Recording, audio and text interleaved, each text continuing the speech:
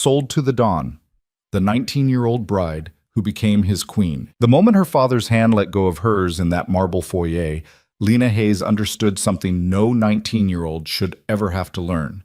She had not been brought to Italy to save him. She was the payment. A man twice her age stood at the top of the staircase, calm as winter, watching her the way a collector watches something rare finally delivered. No screaming, no chains, just a signature, a ring, and a door that locked from the outside. If you're watching from anywhere in the world right now, drop a like and tell me in the comments what city you're tuning in from. I want to see how far Lena's story travels. Stay with me until the very end. You won't believe what this girl becomes. The plane tilted into its descent over the Tuscan hills, and Lena Hayes pressed her forehead against the small oval window until the cold of it ached through her skin.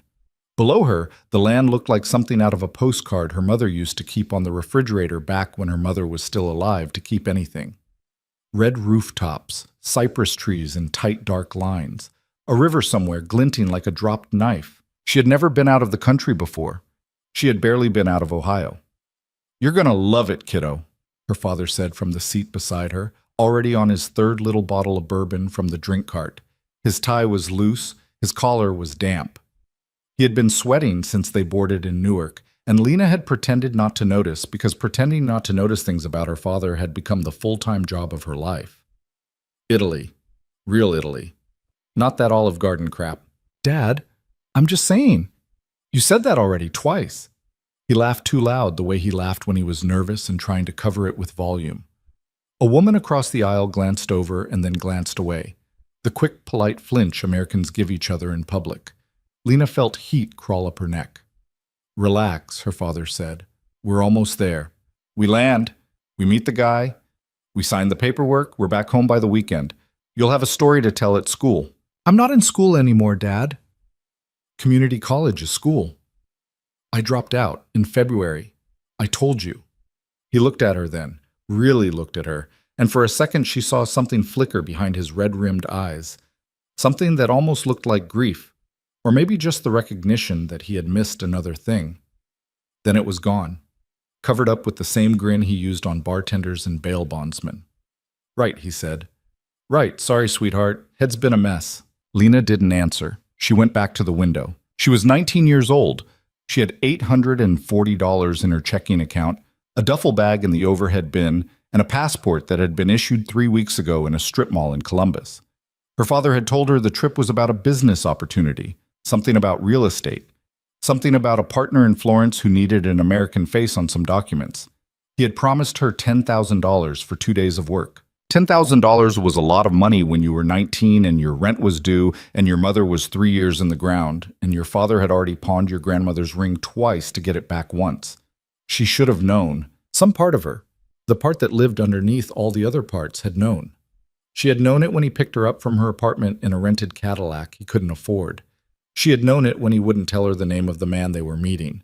She had known it when he hugged her at the gate in Newark and held on a second too long and whispered, "I'm sorry, kiddo," into her hair before she could ask what for. But she had gotten on the plane anyway, because he was her father.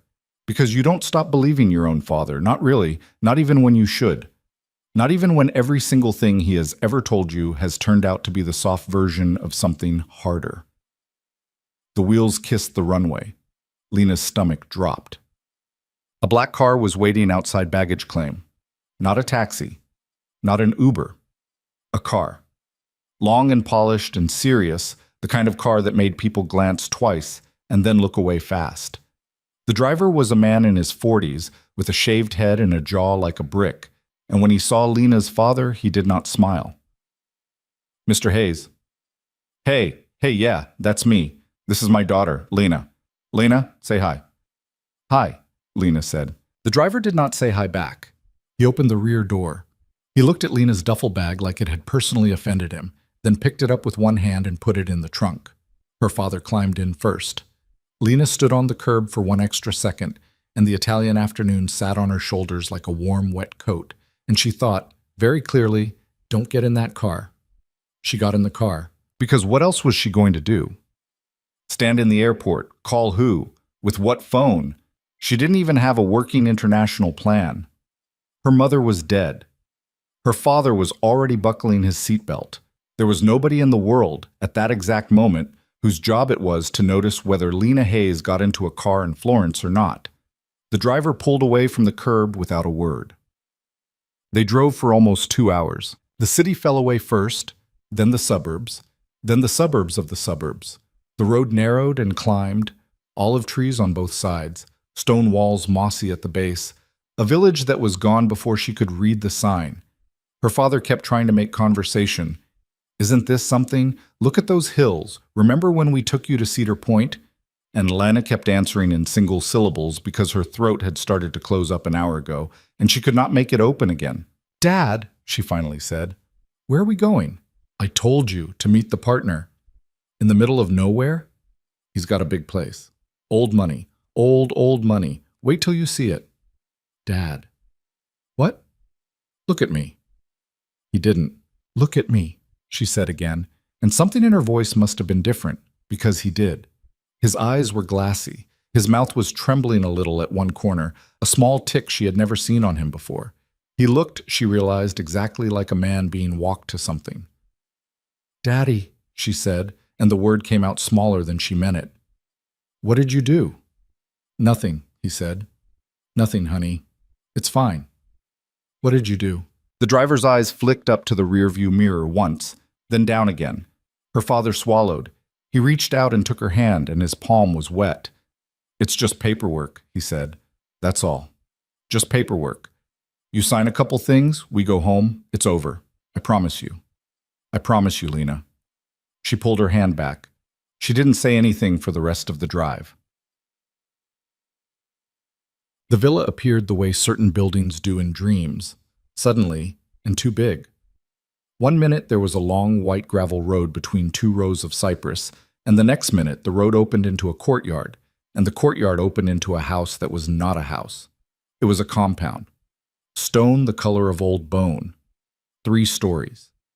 Iron gates that had already closed behind them by the time Lena turned to look.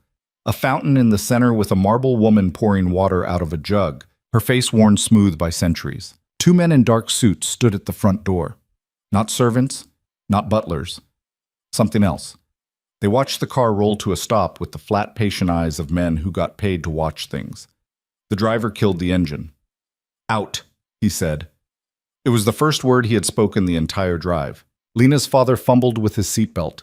His hands were shaking badly now. He couldn't get it unclipped.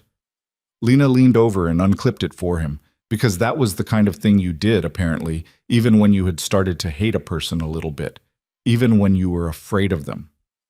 "Lena," he whispered. "Lena, honey, listen. Whatever happens in there, just be polite, okay? Just be respectful. He's a very important man. He's been very understanding." "About what?" About the situation." "What situation, Dad?" "Out," the driver said again, louder. Her father got out. Lena got out. The air outside the car smelled like lavender and cut grass and something else, something faint and metallic that she couldn't place and didn't want to. Her duffel bag was set down on the gravel beside her. The trunk closed. The car did not leave. One of the men at the door spoke into a small radio clipped to his collar. The heavy wooden doors opened from the inside. "Come on," her father said, and his voice broke on the word. "Come on, kiddo. It's just a meeting." The inside of the villa was cold. Not the temperature, the feel of it. The marble floor swallowed the sound of their footsteps. The ceiling was so high it seemed to belong to a different building entirely. Oil paintings in gold frames watched them from the walls. Men on horses, women in long dresses, a pope, a saint, a hunting dog. The air smelled like beeswax and old stone. They were walked through a hall, then another hall, then into a room with tall windows and a fireplace taller than Lena and a long dining table that could have seated 20 and was set, right now, for 3. And at the head of the table, already seated, already waiting, was a man. He did not stand when they entered. He was maybe 45, maybe older. It was hard to tell. His hair was dark and cut short, graying cleanly at the temples. His face was narrow and very still. He wore a charcoal suit with no tie, the collar of his white shirt open at the throat, a heavy silver watch on his left wrist, a single plain ring on his right hand. He was drinking something amber out of a short crystal glass. And when Lena came into the room, he looked at her over the rim of it and did not look away. It was the most direct look she had ever received from another human being in her life. Not hungry, not angry, not any of the things she had been bracing for on the drive. Just seen, the way an appraiser looks at a thing before he quotes you the price. Lena felt her face go hot, and then cold, and then hot again. She forgot for a second how to walk. "Mr. Valenti," her father said, too loud, too fast. "Sir, thank you. Thank you for having us, for arranging, for—" "Sit down, Thomas." The voice was quiet, low, Italian underneath the English, but lightly, the way a shadow is underneath a floorboard. The man, Valenti, gestured to the two chairs on his right with one small movement of his fingers. It was not a request. Thomas Hayes sat down. He knocked over his water glass, reaching for the back of the chair. A serving woman appeared out of nowhere and cleaned it up without looking at any of them. Lena did not sit. Valenti's eyes moved to her and stayed there. "You must be Lena," he said. "Yes." "You are very tired from your travel." "Yes." "Please sit. Eat. We will talk after." "I'd rather talk now." The words were out of her mouth before she knew she was going to say them. Her father made a small noise in his throat, a strangled little "don't." And for a half-second Lena thought she had made a terrible mistake, that whatever rules this room ran on, she had just broken one. But Valenti didn't react. He didn't frown. He didn't smile either. He just looked at her for another long moment, and then he tilted his head very slightly, the way a man might tilt his head at an animal that had done something a fraction more interesting than he'd expected. "Very well," he said. "Thomas, leave us." What?" "Sir, I don't think—" "Leave us." Her father looked at her. Lena looked back. He opened his mouth. He closed it. He stood up slowly, pushing the chair back with both hands like he needed them to keep him upright. And he walked out of the room without saying goodbye to her, without touching her shoulder, without anything. The door clicked shut behind him. There were now two people in the room, Lena and the man at the head of the table. She realized she was still standing. She realized her hands were shaking. She put them behind her back so he wouldn't see. "My name is Marco Valenti," he said. "Please, sit." She sat, not at the spot her father had been in, at the one across from it, further from him. He noticed. She could tell he noticed because the corner of his mouth moved, a half a millimeter, something that wasn't a smile but was paying attention. "Do you know why you are here, Lena?" "My father said it was about real estate." "Your father is a liar." He said it the way he might have said your father is left-handed. No heat, no judgment, just a fact, laid down on the table between them like a knife. "I know," she said. "Do you?" "Yeah, I do." "How long have you known?" "Long enough." He considered her. He took a slow sip from his glass. He set it down. "Your father owes a great deal of money," he said, "to me, and to some other people I speak for. The amount is more than he will earn in what remains of his life. More than he will earn in 2 of his lives, if we are being honest. He came to me 6 months ago. He asked for more time. I gave him more time. He came back 3 months ago. He asked for more time. I gave him more time. 2 weeks ago he came to me again, and this time he did not ask for more time. This time he offered me something else." Lena's mouth had gone dry. She could hear her own pulse in her ears, a high, fast ringing. "What?" she said. Marco Valenti looked at her. "You," he said. The room did a slow, sick rotation. She gripped the edge of the table. Her knuckles went white. She realized, about to throw up. She swallowed it down. She swallowed it down again. She was not going to throw up in front of this man. She was not going to cry in front of this man. She did not know why those two things felt suddenly more important than the words he had just said, but they did. They did. They did. "What does that mean?" she said, and her voice came out even, which surprised her. "What does that mean, you? What are you? What is he? What? A marriage. A what? A marriage, Lena, between you and me. No. I understand this is No." She was standing. She didn't remember standing. The chair had scraped back hard against the marble. Her whole body was vibrating. Some small detached part of her mind was noting, almost curiously, that this was the loudest she had ever spoken to an adult in her entire life. "No," she said again. "No. No, that's not a thing. That's not something people. I'm 19 years old. I'm an American. You can't just. My dad can't just. Sit down, Lena. I want to go home. Sit. Down." Still that same low, quiet voice. He had not raised it once. He had not stood up. He had not moved a muscle. And yet the room felt smaller somehow. The walls closer. The doors farther. She sat down. She was crying now. She couldn't help it. Two fat, hot tears rolling down her face, and she wiped them away furiously with the back of her hand, and more came. He watched her cry. He did not offer her a napkin. He did not offer her kind words. He just watched her with that same still terrible patience. And when she was finished, he spoke again. "You have been given bad information," he said, "about what is happening here. So I'm going to give you good information. Are you listening to me?" She nodded because she didn't trust her voice. "Your father is alive right now because of a decision I have not yet made. That decision will be made before the end of this week. If you leave this house tonight, he will not see Sunday. Do you understand what I'm saying to you?" "You'd kill him." "I would not. Other men would. I would permit it." That's the same thing." "It is not. But I will not argue the point with you." He folded his hands on the table. The ring on his right hand caught the light. "I am not a young man, Lena. I am not a romantic. I did not look at your photograph and fall in love. Your father offered you to me as payment, and I accepted because the alternative was a great deal of blood, and I am tired of blood. You will come to live in this house. You will take my name. You will be treated well. No one will harm you. No one will touch you without your permission, including me. This is not negotiable, and it is not a courtship. It is an arrangement. Do you understand?" I don't understand any of this." "You will. I want to call someone. I want to call." "There is no one to call, Lena. There is no consulate coming for you. There is no policeman. Your father has signed papers. You came into this country on a visa I arranged. For the next 7 days, legally, you are already my wife. The ceremony at the end of the week is a formality." She stared at him. "You're insane," she whispered. "I am not." "You are. You are out of your mind. You can't. People don't. This isn't."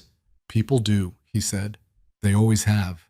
You simply have not, until today, been one of the people it happens to." She didn't remember later how she got out of that room. She remembered a woman appearing at her elbow, older, gray-haired, kind-faced in a tired way, and a hand at the small of her back, and a staircase, and another staircase, and then a bedroom the size of her entire apartment back home.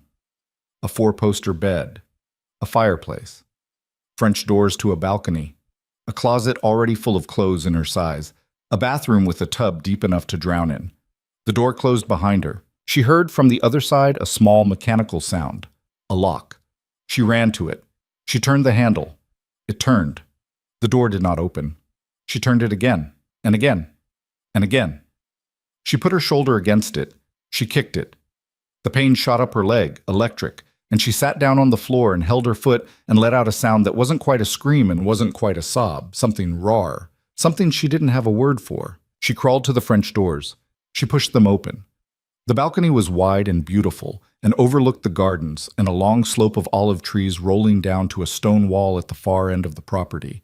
It was maybe a 30-foot drop to the flagstones below. There was no trellis, there was no ladder. There were, she now noticed, 2 men in dark suits walking the perimeter of the garden with dogs. She stepped back inside. She went to the bathroom. She threw up. She stayed there a long time, on the cold marble floor with her cheek against the side of the tub. And she thought about her mother. She thought about her mother's hands. She thought about the smell of her mother's shampoo. She thought about the last thing her mother had said to her in the hospital. "Be a little bit smarter than me, baby. Promise me that. Promise me you'll be a little bit smarter than I was." And Lena had promised, and Lena had not been. She had gotten on the plane. She had gotten in the car. She had let go of her father's hand. Suddenly, it was dark when she finally came out of the bathroom. Someone had been in the room while she was on the floor. A tray of food on the small table by the window. a pitcher of water, a folded piece of cream-colored paper with her name on it in neat black ink. She opened the paper. Lena, eat, sleep. We will speak tomorrow. The door will be unlocked in the morning. You will be free to move through the house. You will not be free to leave the grounds. I regret the necessity of both of those sentences. M. She read it 3 times. Her hands were steady now. That was the strange part. Her hands had stopped shaking. Somewhere between the bathroom floor and the opening of this envelope, something inside her had gone quiet. Not calm. Quiet. The way a house goes quiet when the power cuts out. She walked to the window. She looked out at the dark garden, at the small, moving shapes of the men and their dogs, at the moon hanging low and yellow over the olive trees. Somewhere in this house, right now, her father was sitting in a room. Maybe eating a meal? Maybe drinking? Maybe already gone, driven back down that long white gravel road, already on his way back to whatever life he thought he still had. She understood, suddenly and without self-pity, that she was never going to see him the same way again, whatever happened next, whatever she survived. The man who had walked her off that plane and into this house was dead to her now. He had died somewhere between Newark and Florence, and she had been sitting right next to him, and she hadn't even noticed. She went back to the tray. She was not hungry. She made herself eat anyway. Bread, a piece of cheese, a small bowl of something warm and salty that tasted like the sea. She drank the water. She sat down on the edge of the enormous bed. It was made up with linens that probably cost more than her car. She pressed her palm against the duvet, and it was so soft it felt like an insult. "Okay," she said, out loud, to the empty room. Her voice was rough from crying. "Okay. Okay, Lena, okay." She didn't know what came after okay. She sat there for a long time. In the morning, the door was unlocked. She heard it, somewhere around 6, the same small mechanical sound, but in reverse. She had not slept. She had sat up in a chair by the window all night, wrapped in a blanket, watching the sky go from black to gray to pink to a pale gold that spilled across the terracotta rooftops of the outbuildings below. She waited an hour after she heard the lock. She didn't know why. Some stubborn instinct that said, "Don't give him the satisfaction of you running out." Then she got up. She washed her face. She put on the same clothes she had worn on the plane because she was not going to wear anything from his closet. Not yet. Not today. She opened the door. The hallway was empty. She walked. The villa in daylight was even bigger than it had seemed the night before. She passed rooms with the doors half open. A library, a sitting room, a study. A long gallery lined with more of those old paintings.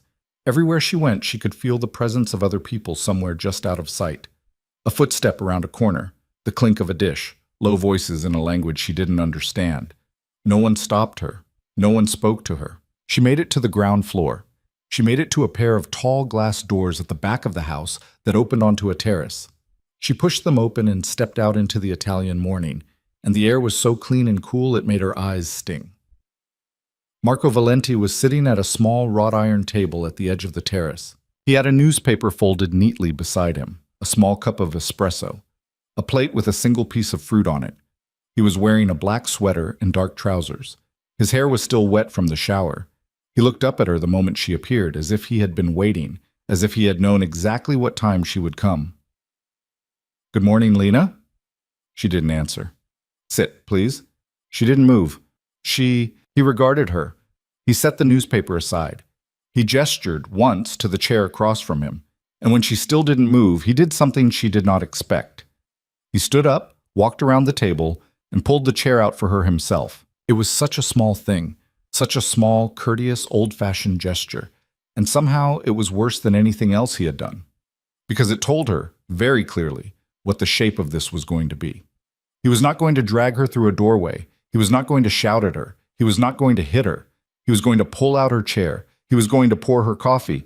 He was going to wait. He was going to wait, and he was going to wait, and eventually she was going to sit down. Because she was 19, and she was in a foreign country, and her father was gone, and her mother was gone, and the gate was locked, and there were men with dogs, and the bed upstairs was so soft it felt like an insult, and she was so tired. She sat down. He went back around the table. He sat down across from her. He He poured her a cup of coffee from a silver pot without asking if she wanted one.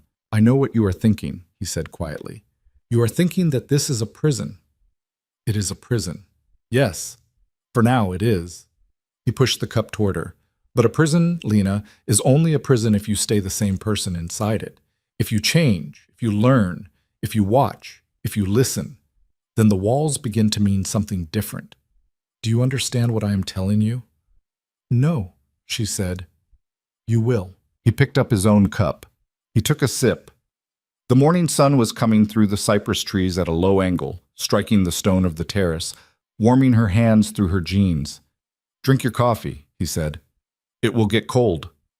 She looked at him across the little table, at the silver at his temples, at the plain ring on his finger, at the quiet, patient, terrible stillness of his face.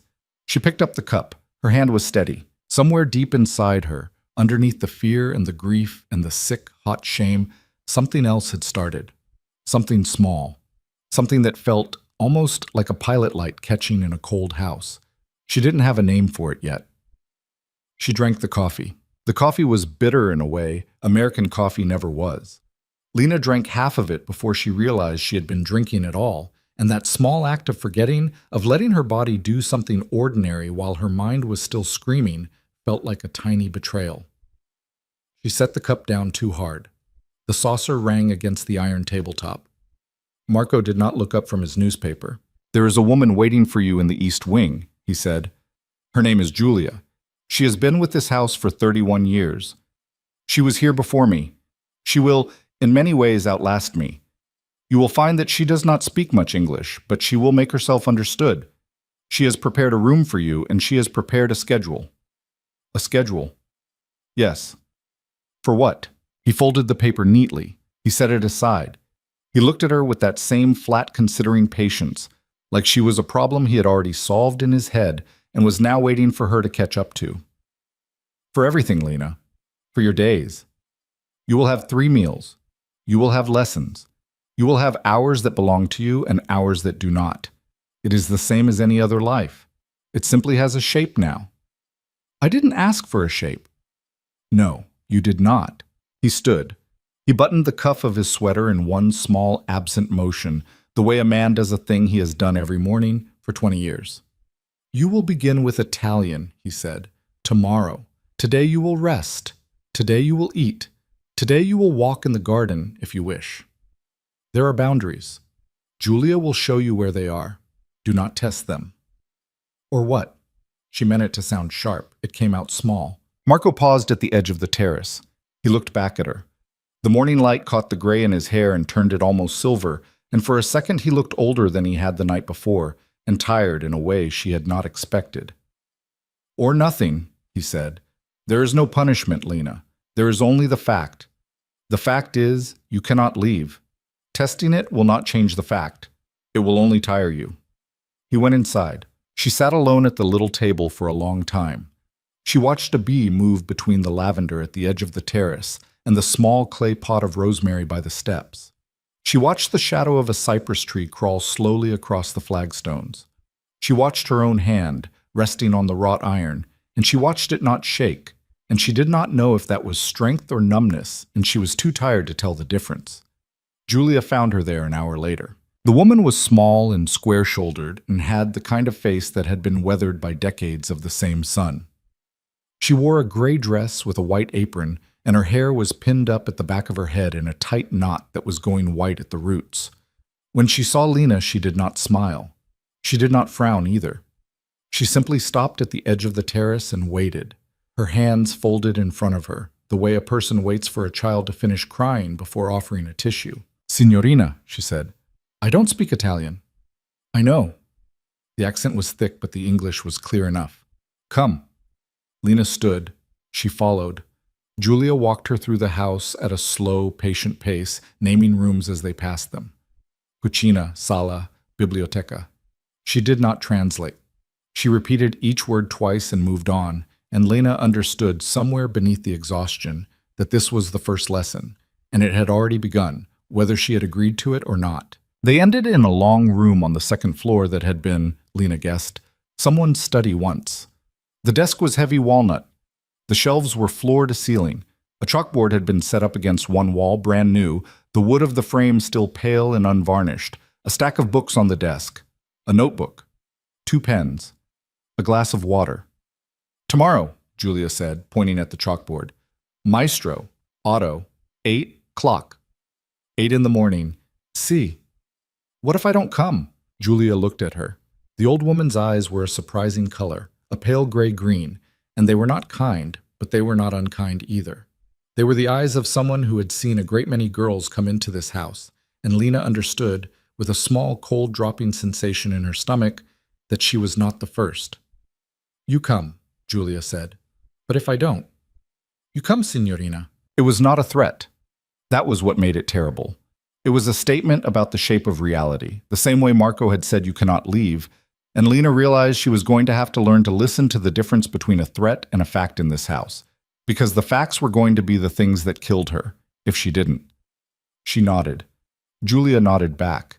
Something in her small, wrinkled face softened, barely, a crack of a millimeter. "Brava ragazza," she said under her breath, and walked out. The first week was the worst, not because anything happened to her, because nothing did. Lena woke at 7. Lena went to lessons at 8. A small man named Alessandro with owlish glasses and an enormous patience drilled her on Italian verbs until her jaw ached. A different man, younger, came in the afternoons to teach her French, and she hated him on sight because he was too handsome and too pleased with himself, and he corrected her pronunciation with a small curl of his mouth that felt like being laughed at. She complained about him to Julia on the 3rd day. The 4th day, he was gone. A woman in her 50s took his place, with iron gray hair cut short and a voice like gravel, and Lena did not complain again. She ate 3 meals a day. She did not eat them with Marco. He was, she gathered, often away. In Rome, in Milan, once in Zurich. And when he was at the villa, he ate alone in a smaller room off the kitchen, and she ate alone on the terrace when the weather was good, and in the small breakfast room when it was not. Sometimes she heard him on the phone in his study, his voice low and level, always in a different language depending on the day.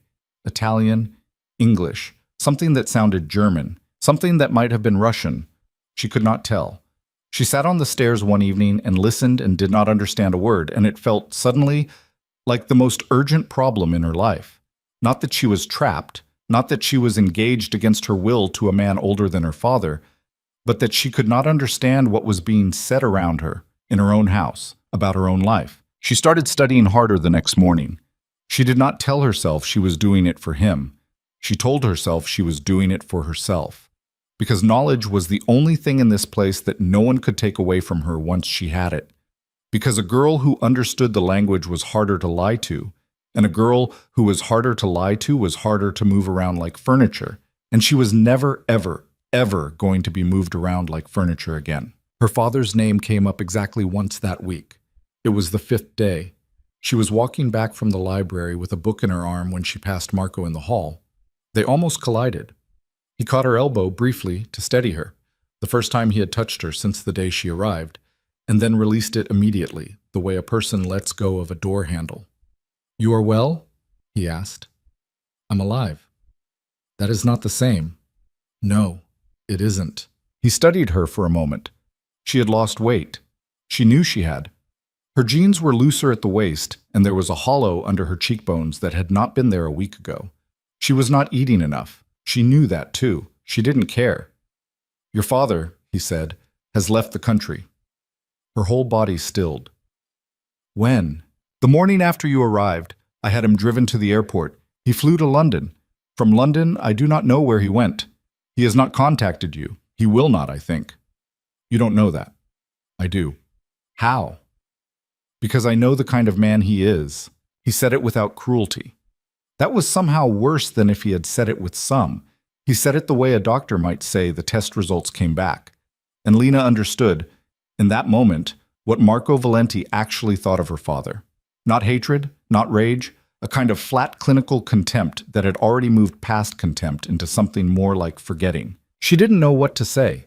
She stood there in the hallway with the book pressed against her chest, and she felt something crack, somewhere deep, and she hated that it was cracking because she had thought she was already done crying over her father.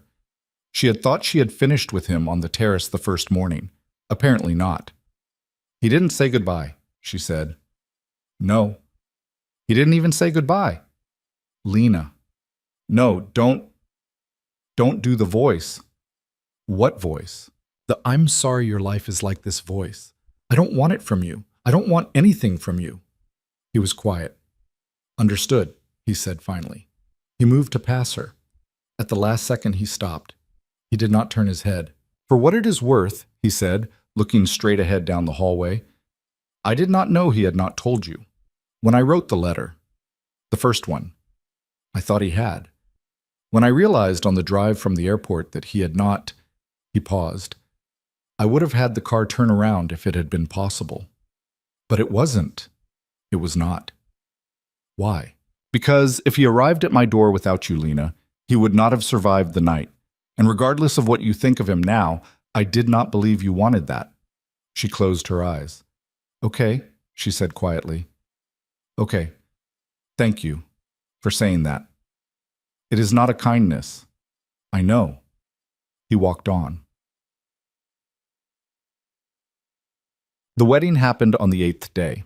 There was no ceremony, not really, no church, no dress.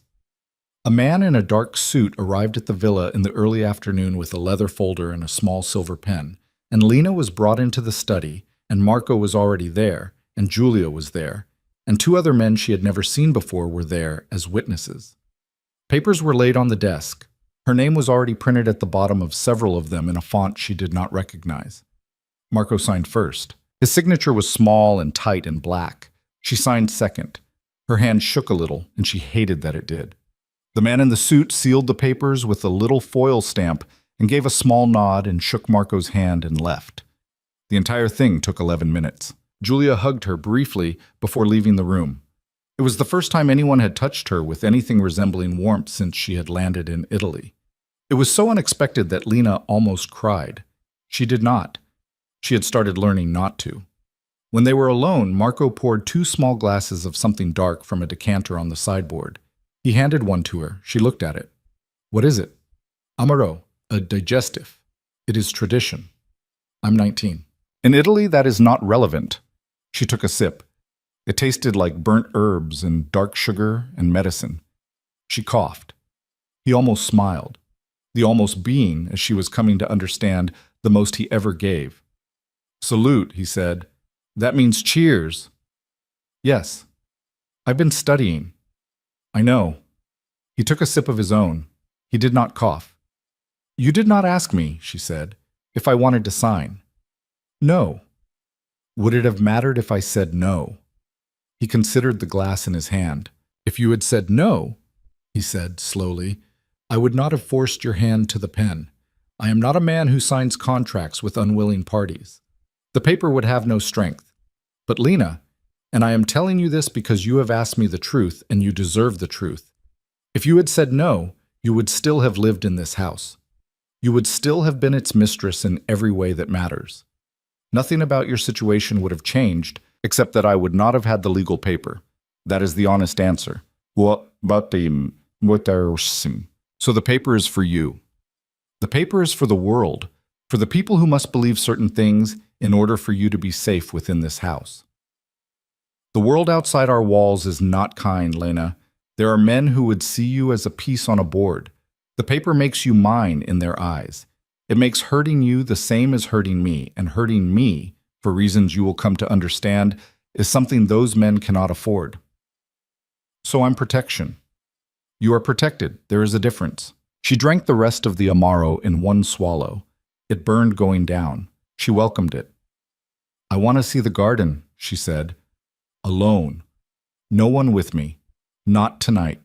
I want to walk. He looked at her for a long moment, then he nodded once. You will be watched, he said, but no one will walk with you. Yes. She set the glass down. She walked out of the room. She did not look back. The garden at dusk was the most beautiful thing she had ever seen, and she hated it for being beautiful, because she did not want to be comforted by anything in this place. The light went soft and low over the olive trees. The cypress threw long black shadows across the path.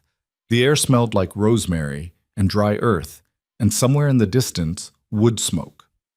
She walked until she found a stone bench at the far end of the lower terrace, half hidden behind a tangle of old wisteria, and she sat down on it, and she put her face in her hands, and she cried for 30 minutes straight, and she did not make a sound the entire time because she had learned already that silence was a form of privacy in a house where nothing was private. When she was done, she wiped her face on her sleeve.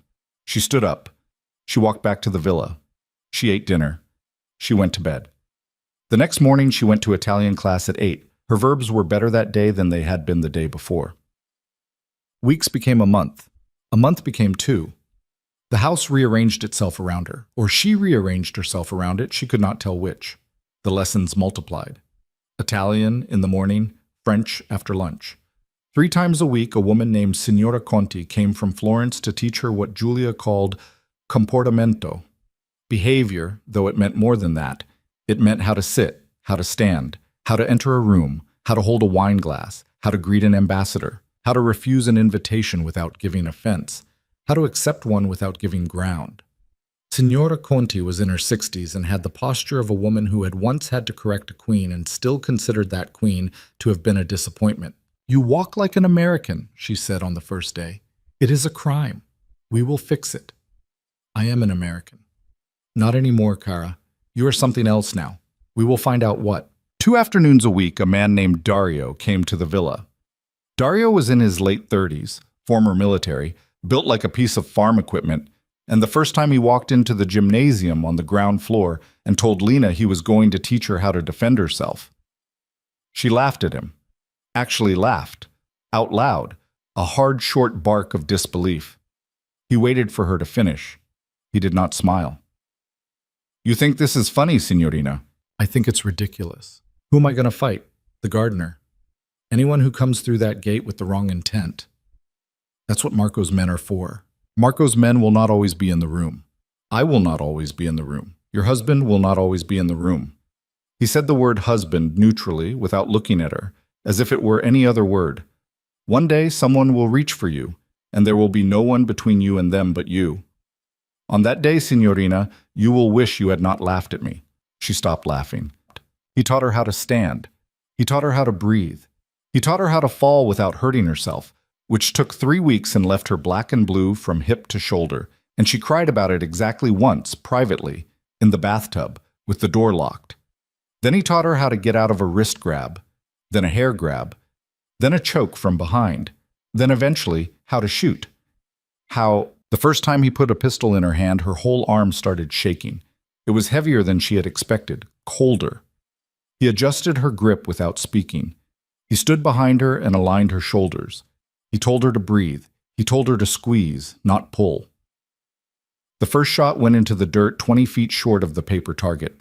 The second went over it into the trees. The 11th hit the paper. The 14th hit the black. By the end of that afternoon, she had bruises up both forearms, and her ears were ringing through the plugs, and she could not feel her fingers properly. And Dario looked at her targets, at the tight little cluster she had finally managed in the last magazine, and he grunted.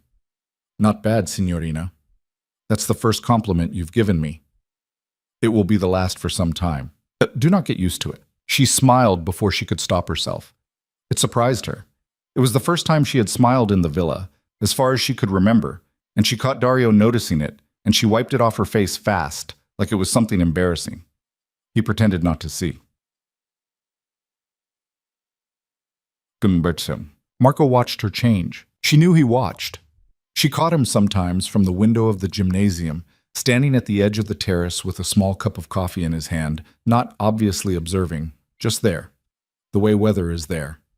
Sometimes he was at the top of the stairs when she came up from a lesson, sometimes at dinner, because they had begun in the second month to eat dinner together once or twice a week at the long dining room table where she had first seen him, with both of them placed at the far ends so that they had to speak loudly to be heard, which meant they mostly didn't speak at all. He never asked her how the lessons were going. He never asked her if she was happy. He never asked her anything that had an easy answer. Instead, one night, over a plate of something small and expensive involving artichoke hearts, he asked her what she thought of the painting above the fireplace. She had not been expecting it. She looked up. She had passed the painting every day for 2 months, and she had never really looked at it, It was a landscape, a storm over a coastline, a small figure of a woman on a cliff, her back to the sea, walking away from the water. "I don't know," Lena said. "I don't know anything about art." "I did not ask what you know about art. I asked what you think of the painting." "I think—" She paused. She actually looked at it for the first time. "I think she's leaving someone. On the beach. The storm is behind her. She's already decided." "Yes." "Yes, what?" "That is what I think, too." He went back to his plate. He did not say anything else about the painting. Lena looked at it for the rest of the meal, and she looked at it every time she passed it after that. And she hated, a little bit, that he had given her the gift of actually seeing something she had walked past 100 times. She hated that the gift had cost her nothing. She hated that it was hers now, and she couldn't give it back. In the 3rd month, he took her to a dinner. It was not optional. Julia laid the dress out on her bed 3 days in advance. Long, dark green, cut simply, expensive in the quiet way that the most expensive things are quiet. A jeweler's box next to it, small and black, containing a pair of earrings that were not flashy and not modest, a thin gold chain for her neck, a pair of shoes that Signora Conti had made her practice walking in for a week beforehand. "Where are we going?" Lena asked. "A home," Julia said. "Whose home?" Julia said a name. Lena did not recognize it. She asked Marco at dinner that night, across the long table. "Matteo Raguso," he said. "An associate." "A friend." "I said an associate. I did not say a friend." "Is there a difference?" "There is always a difference, Lena. Never forget that in this world, there is always a difference." "Should I be afraid?" He set his fork down. He looked at her for a long time. "You should be prepared," he said. "There will be a woman there. Her name is Sofia Raguso. She is Matteo's wife. She is younger than he is, though older than you. She is clever. She is bored. She will test you. Every woman at that table will test you, but Sofia in particular will try to make you look small, because she does not yet know what you are, and she would prefer to decide what you are before you do."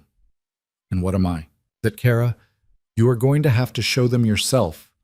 I will not be able to help you in that room.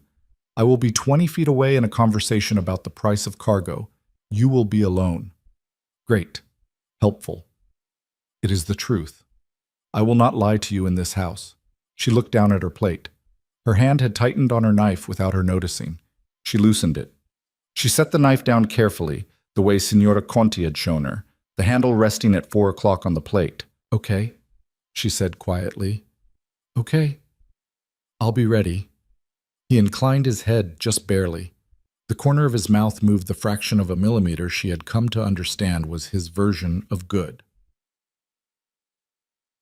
The Raguso house was smaller than the villa, but somehow louder, richer, in that overstuffed way that suggested the wealth was newer or less secure or both. The chandeliers were too bright, the paintings were too many. A string quartet was playing in one corner of the ballroom, and no one was listening to them. Lena stepped into the room on Marco's arm, the first time she had taken his arm, ever, and she felt every head turn. She had been afraid she would freeze. She did not freeze. Signora Conti's voice was in her ear from 1,000 drills, chin level, shoulders back.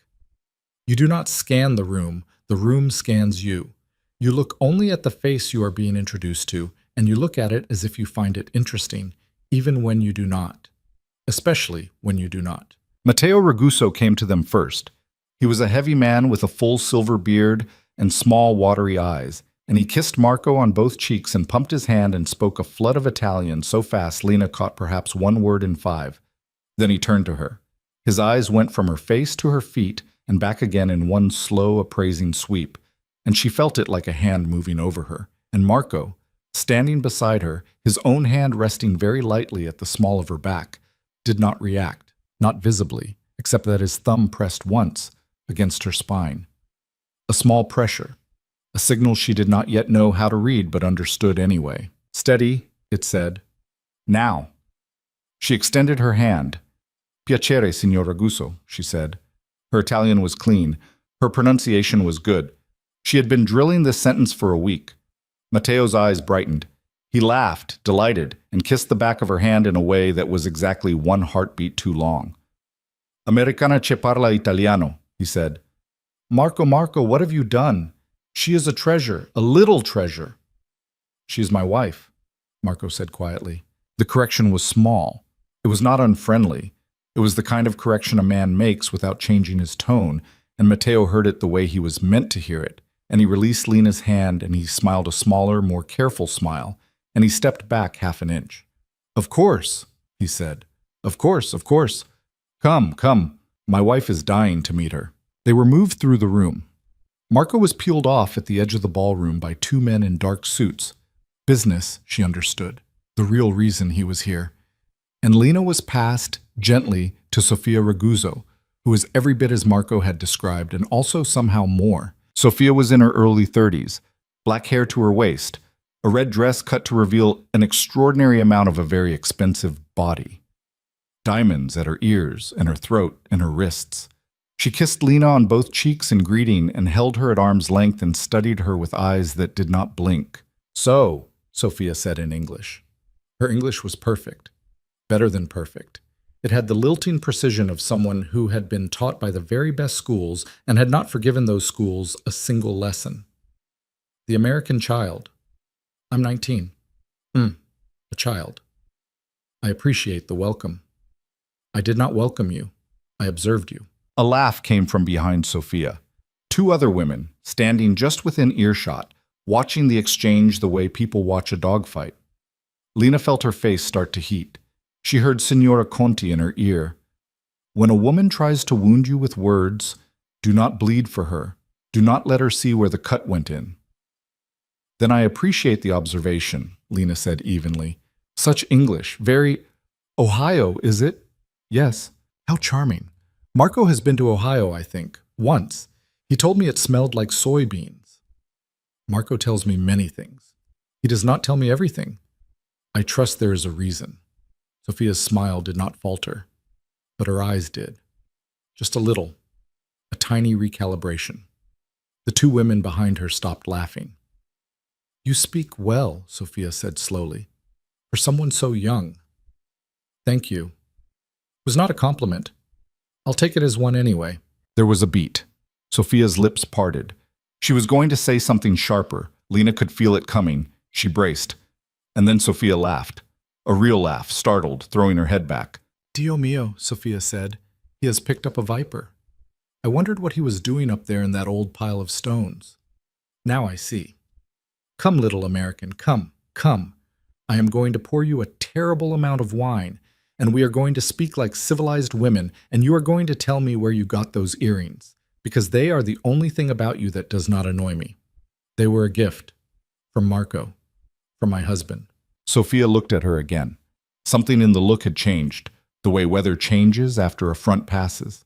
Same sky, different pressure. Yes, she said. From your husband. Come. Marco found her again an hour and a half later. She was standing at a tall window with a glass of wine she had barely touched, watching the garden lights flicker on across the lawn. She had survived it. More than survived. Sofia Ragusa had introduced her to 6 other women, every one of them important, and Lena had said exactly the right thing, every time, in the right language, with the right face. Signora Conti's drills had held. Dario's lessons in breathing had held. Her own spine had held. She was shaking now, but quietly, the way a building shakes after the storm has passed. Small. Internal. Private. Marco appeared at her shoulder without sound. He did not touch her. He stood beside her and looked out the same window. I heard what you said to Sofia, he said. Which part? The part about the reason. Oh, she has been repeating it to every woman in the room for the last 90 minutes. I do not know how she means it. I do not think she knows how she means it. She is impressed, which for Sofia is an inconvenient feeling. She is not accustomed to it. I was scared the whole time. I know. How? Your left hand. It has been in a fist off and on since she said the word Ohio. Lena looked down at her hand. He was right. She opened it. Her nails had left 4 small red crescents in her palm. I didn't notice. You are not supposed to. That is the point. You controlled what you could. You did very well, Lena. She turned her head and looked at him. Really looked, for the first time in weeks. He was in profile, his attention on the window, the line of his jaw clean, the small silver at his temple catching the light of the chandeliers. She did not know what she felt. It was not love, because she was not an idiot, and she was not going to let herself be an idiot about this. Not ever. It was not hatred either, which was the more dangerous thing, because hatred would have been simpler. It was something with more angles than either of those. Marco. Yes, I'm still not yours. He did not turn his head. He did not react. The corner of his mouth did the small thing it did. I know, he said. I want you to know that I know, that I'm keeping track. I would expect nothing less of you. I'm not going to forget how I got here. I do not want you to forget. Why not? He was quiet for a long moment. When he spoke, his voice was lower, and for the first time since she had met him, she heard something in it that was not quite control. Something older. Something tired.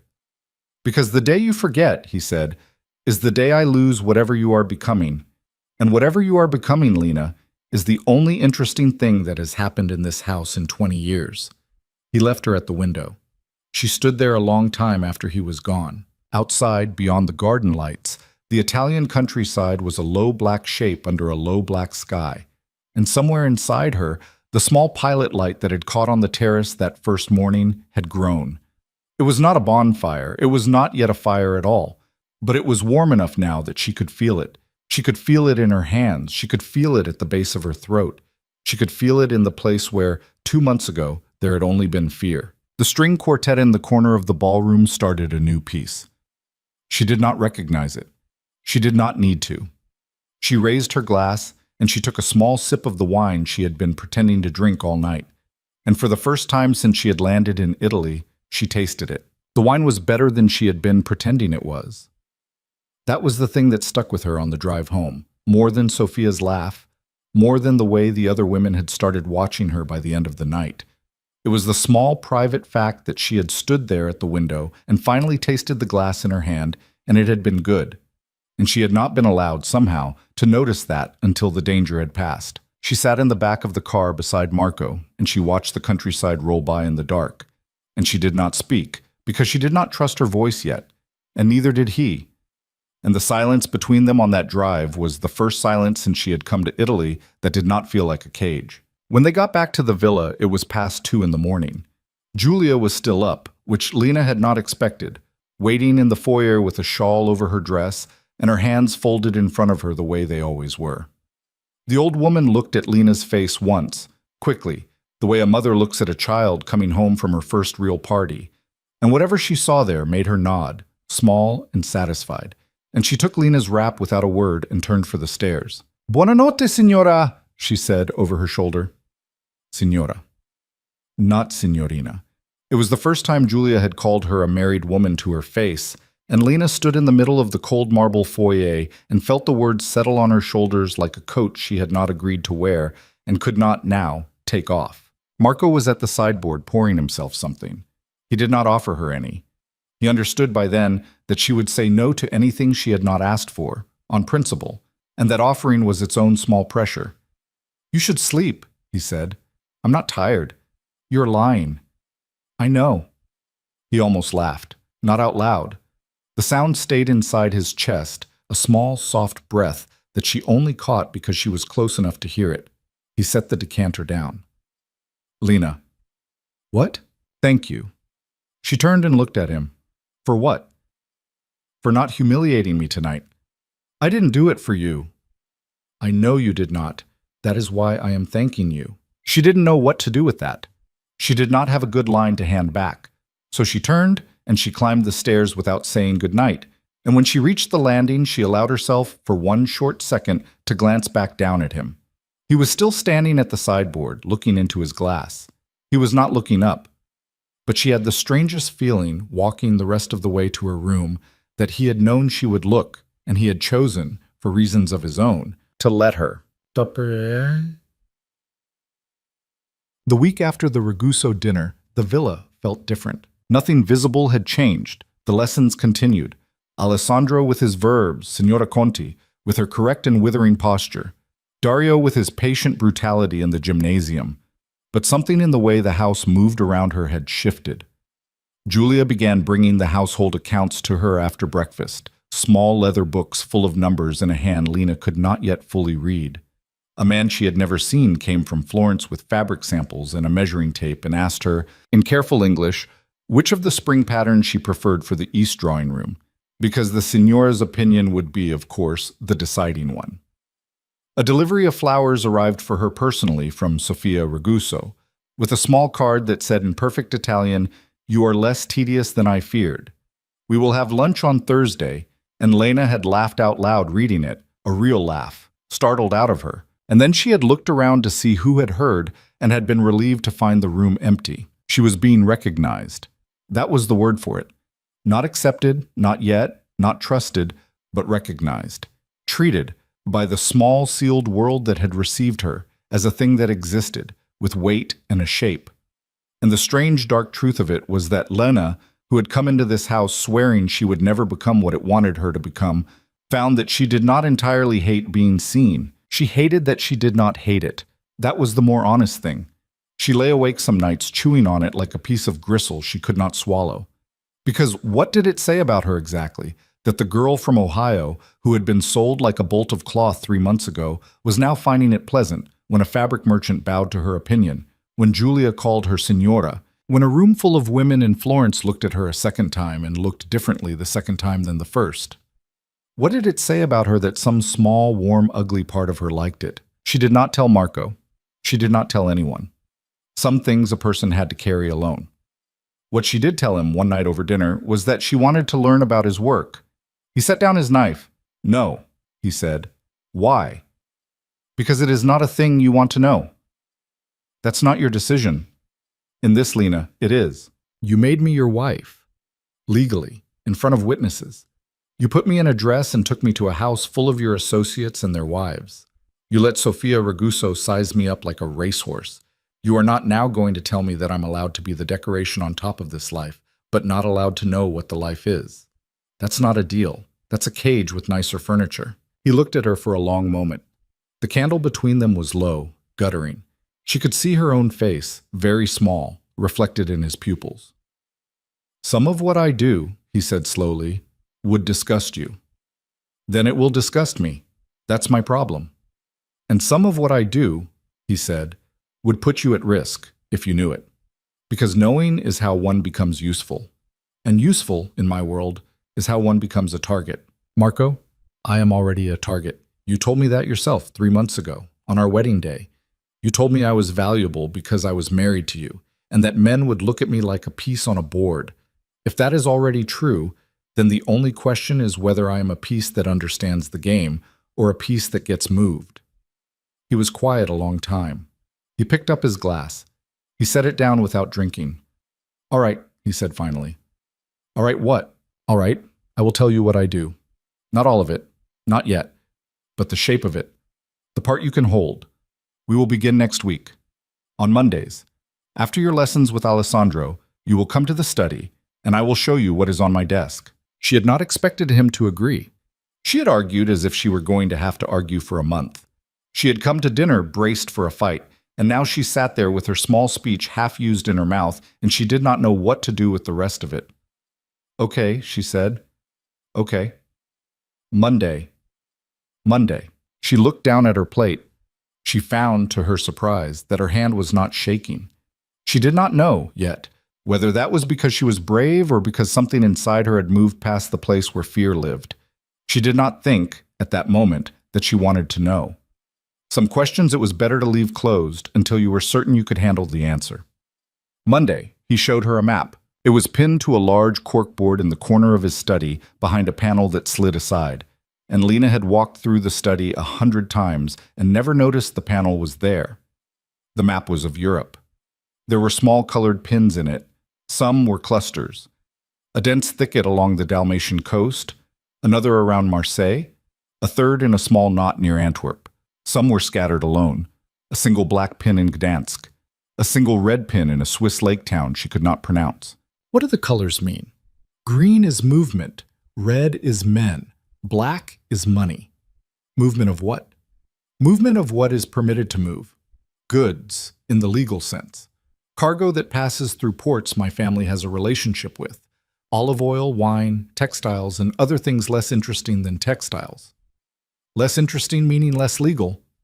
Less interesting meaning we will discuss it another Monday. She did not push. She understood already that pushing with Marco was the worst possible strategy. He did not respond to force. He responded to patience. Patience was a game she had not played in her life before this house, and was now, to her own quiet alarm, beginning to get good at. Red is men, she said. What does that mean? It means the families with whom I have an arrangement. Some are business, some are blood. Some are old enemies who have agreed to be allies, and who must be watched very closely because their memories are longer than their agreements. And black is money. Black is where the money sleeps. He tapped the pin in the Swiss town. Here, and 2 other places I will not show you on this board. There are men in those towns whose entire careers are the quiet keeping of things. They do not know my name. They know a number, and the number has a face, and the face is not mine. It is a lawyer in Milan who has done this for my family since before I was born. If something happens to me, Lena, that lawyer will come to you. His name is Vittorio De Angelis. You will remember that name. Why are you telling me this? Because you asked me to tell you what I do. No, why are you telling me what happens if something happens to you? That's not the shape of the work. That's the shape of the ending. He looked at her. There was something in his face she had not seen before, a small tired softness around the eyes, a thing that was almost but not quite sadness. Because Lena, in this work, the shape of the ending is always in the room.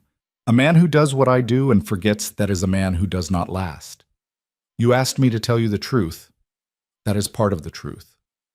You think you're going to die. I think every man dies.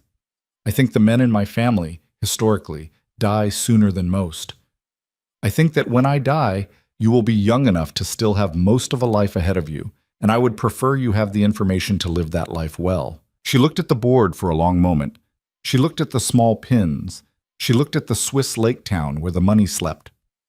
She thought about her father, somewhere in the world, drunk or not drunk, alive or not alive, a man she was not going to see again if she was lucky.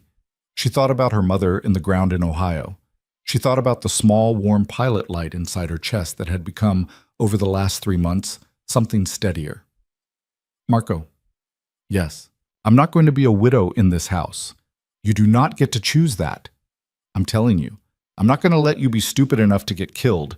I didn't survive the first 3 months of this marriage so that I could spend the rest of it in a black veil. For the first time since she had known him, Marco Valenti laughed. Actually, laughed. A short, startled sound, low in his chest, and his face changed when he did it. A slight opening, a small crack in the stone. Duly noted, he said. I mean it. I know you do. He slid the panel closed. The map disappeared. The study was a study again. Go, he said. Julia will have lunch. Signora Conti is expecting you at 3. I know. I know you know. She smiled a little despite herself and walked out. She did not realize until she was halfway down the hall that she had smiled. She caught herself at the top of the stairs. She stood there for a second, her hand on the banister, and she held on to the smile for a beat longer than she meant to, and then she let it go. The attack came in the 5th month. It came on a Tuesday. She remembered that later with the strange clarity that violence always leaves behind, not the details of the violence itself, which blurred, but the ordinary things around it. Tuesday. A gray morning with a light rain that had stopped by 10, the smell of bread from the kitchen, a bowl of oranges on the sideboard. Julia humming a song Lena did not know as she carried folded linens up the back stairs. Marco had left the villa before dawn for a meeting in Rome. He had not said goodbye. She had not been awake. She did not, on that particular morning, know that she was going to wish later that she had been. She was in the library when she heard the first shot. She did not at first understand that it was a shot. She understood that it was a sound, a flat, hard crack from the direction of the front gate, distant, muffled by the old stone walls. She looked up from her book. She waited for the ordinary world to explain it. A car backfiring, a piece of equipment in the outbuildings, Something a house like this made that a house like the one she had grown up in did not. Then the second shot came, and the third.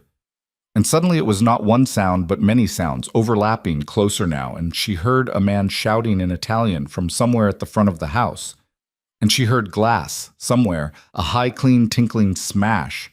And she felt, in her chest, a feeling that she had only had once before in her life. On the drive from the airport, with her father beside her, when she had realized she was not being taken to a business meeting, she stood up. The book fell on the floor. She did not pick it up. Dario had said on the afternoon of their first lesson, "If something happens in this house, you do not run toward it and you do not run away from it. You find the nearest hard wall and you put your back to it, and you remember where every door is, and you breathe." She put her back to the library wall. She counted doors. 3. The main one into the hall, a smaller one behind the reading desk that led, she knew, to a servant's passage. A third, barely a door at all. A low, narrow panel cut into the bookshelves that opened onto a stairway down to the wine cellar. Marco had shown it to her, casually, on a walk through the house in the first month, the way a man points out a fire exit in a hotel. She had thought, at the time, that it was an odd thing to show her. She understood now, with a cold dropping certainty, that it had never been odd, that everything Marco had shown her in this house, every door, every passage, every one of Dario's afternoon drills, every breath of patient instruction Signora Conti had beaten into her posture, had been for this. The sound of the shots was getting closer. Julia. The thought hit her like something physical. Julia was upstairs, with the linens. Julia was 60-something years old, and she was humming a song on the back stairs, and she did not carry a gun, and she did not know how to fall without hurting herself. And she was, in every way that mattered, Lena's responsibility. Lena moved. She did not run. Dario had drilled that out of her too.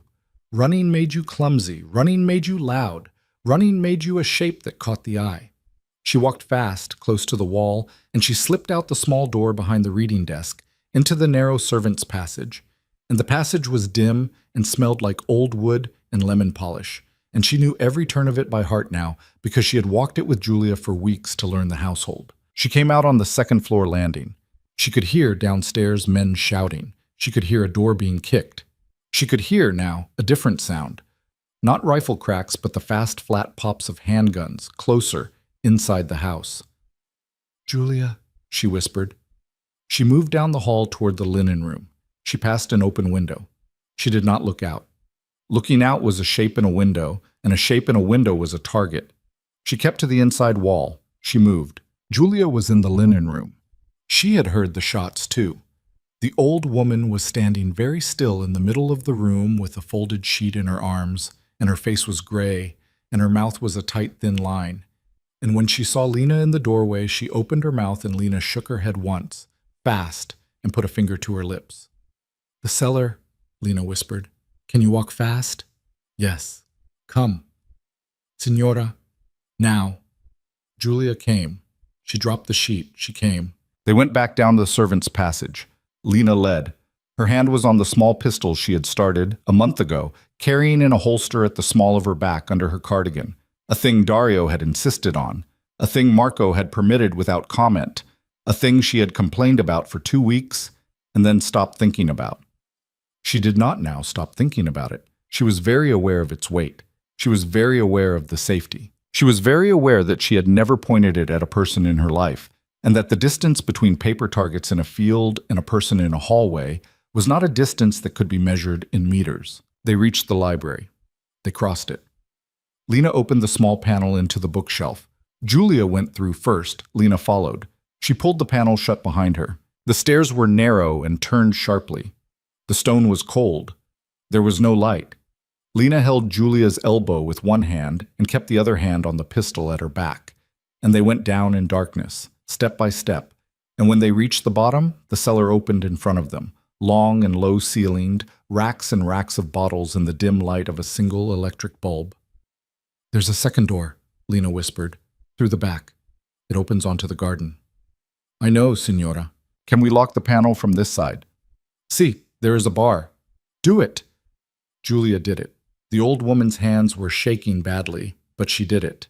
The heavy iron bar dropped into the brackets with a low, muffled clunk that Lena felt more than heard. They stood in the dim cellar. Lena's heart was going so hard she could hear it in her ears. Julia sank down onto an overturned crate. Her face was white. Her mouth was moving silently. Upstairs somewhere, a man screamed. It was not a long scream. It was not the kind of scream movies trained you to expect.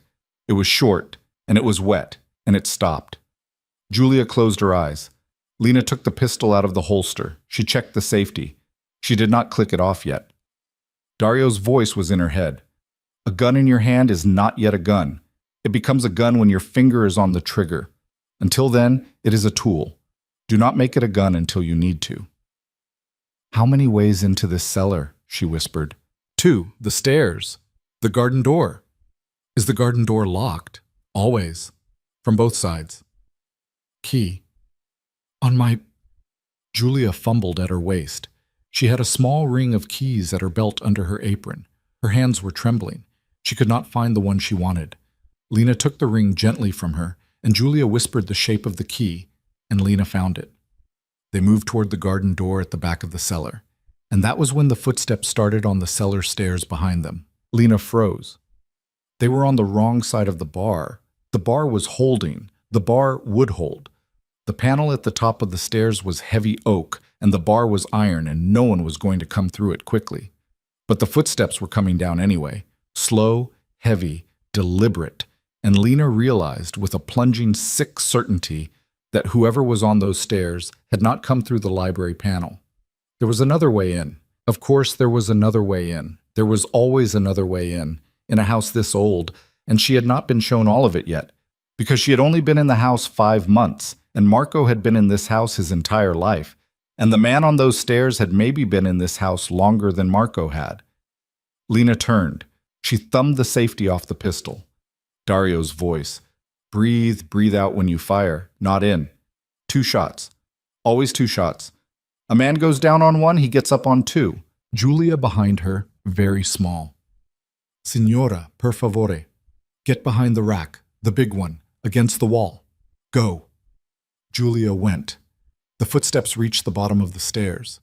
A man stepped into the dim light of the single cellar bulb. He was not large. That was the first thing Lena noticed. She had expected somehow that the men coming to kill them would be large. This man was wiry, medium height, maybe 40 years old, with a short dark beard and a black windbreaker and a pistol in his right hand held low at his thigh. He was breathing evenly. He was not sweating. He looked, she understood, like a man who did this for a living. He saw her. He stopped. He did not raise the pistol. Not yet. He tilted his head the way a man might tilt his head at a cat that had unexpectedly walked into a room where no cat should have been. Signora Valenti, he said. His voice was soft, almost polite. Metti giù la pistola, non voglio farti del male. Put the gun down. I do not want to hurt you. Her Italian was good enough to know he was lying, because a man who did not want to hurt her did not come down the back cellar stairs of her house on a Tuesday morning with a pistol in his hand. Her Italian was also good enough to know what he thought of her, because he had used the familiar tu, the form you used with a child or a dog or a woman you had already decided in your head was not a person whose name you needed to remember. Her hand was steady. That was the thing that surprised her. Later, thinking about it, not that her hand was steady, but that she noticed it was steady, and she noticed it in the moment, and the noticing did not make it less steady. Something very quiet had happened inside her in the previous 60 seconds. Something had gone still, the way a lake goes still right before a storm. And in the middle of that stillness, Lena Hayes, 19 years old, from Ohio, who 5 months ago had not been able to unlock the door of her own bedroom, raised her pistol, and she exhaled, and she shot the man in the chest. The sound was enormous in the cellar. Her ears rang. He stumbled back 1 step. His own pistol came up reflexively, and she fired the second shot, the way Dario had taught her, because a man goes down on 1 and he gets up on 2. And the second shot hit him higher than the first, and he fell sideways against a wine rack and took 3 bottles down with him, and the glass broke on the stone floor, and the wine ran out across the flagstones in a long dark stain that in the dim light looked like something else. He did not move. Lena stood with the pistol still raised, Her arms were shaking now, finally, a fine continuous tremor, but her hands had not moved off the grip. She listened. She listened so hard her ears hurt. Upstairs somewhere, there were still men. She could hear them distantly. Footsteps, a voice, the crack of something being broken. But down here, in the cellar, there was only her breathing, and Julia's breathing, and the slow, small sound of wine dripping off the edge of a shelf onto the stone. "Julia," she whispered, "stay there." "See." Lena walked to the man. Her legs did not feel like hers. She walked anyway. Dario's voice, "You do not assume. You confirm." He was dead. She confirmed. She did not look for long. She took his pistol out of his hand. His fingers were already loose, and she slid it into her waistband on the other side from her own.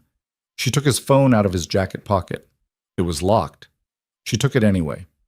She took a small folded piece of paper out of his other pocket, and she did not look at it, and she put it in her own pocket, and she backed away from him. She turned to Julia. The old woman was pressed against the wall behind the wine rack, her eyes enormous, her mouth a small O. "We're going out of the garden door," Lena said. Her voice was very calm. She did not know why. "We are going to go out, and we are going to stay close to the west wall, and we are going to go to the stone shed at the bottom of the olive grove, and we are going to wait there until Marco comes." "Signora, your hand—" "I'm fine. Come." "Your hand is bleeding." Lena looked down. She was, in fact, bleeding. A fine line of red on the back of her left hand, where a splinter of bottle glass must have caught her when the wine rack came down. She had not felt it. She was not feeling it now. She wiped it absently on her skirt. "I'm fine," she said again. "Come." She unlocked the garden door. She eased it open. The garden was empty. The rain had stopped. A blackbird was singing somewhere in the cypress trees, as if nothing in the world had changed, which was, she understood, the deepest cruelty of the world, that birds kept singing through the worst things that happened to you, as if none of it counted. She stepped out. She held Julia's elbow. They crossed the garden low and fast, staying close to the west wall, the way Dario had told her to move when you did not want to be seen. They reached the olive grove. They went down through the trees. They reached the stone shed at the far end, half hidden in a tangle of brambles, a place the men of the villa used to store equipment, and Lena eased the door open with her shoulder and pulled Julia inside and pulled the door closed behind them. It was dark. It smelled like damp earth and oil and old burlap. Julia sank down onto a pile of sacks and began, very quietly, to cry. Not loudly. The way old women cry when they have been taught their whole lives that crying is not a thing a good woman does where anyone can hear. Lena sat down beside her on the sacks. She kept the pistol in her hand. She did not put it down. She put her other arm around the old woman's shoulders, and she pulled her in, and she let her cry into her shoulder. "Shh," Lena whispered. "Shh, shh. It's okay. We're okay. We're okay." She did not know, saying it, whether it was a promise or a prayer. Outside in the distance she could hear more shots, then fewer, then none. She sat in the dark shed with Julia's small shaking weight against her, and the pistol heavy in her hand and the blood drying on the back of her other hand, and she listened to the silence that came after, and she understood, with a kind of clarity that did not feel like triumph and did not feel like grief, but like a third thing she did not have a name for, that whoever had walked into the cellar 5 minutes ago was not the same person sitting in this shed now. The person in the shed had killed a man. The person in the cellar had not. She did not know, yet, what that was going to cost her. She suspected it would cost her something. It would cost her something every night, probably, for a long time. But it had not cost her her hands, and it had not cost her Julia, and it had not cost her the rest of her life. And for the moment, sitting in the dark with an old woman crying quietly into her shoulder, that was enough.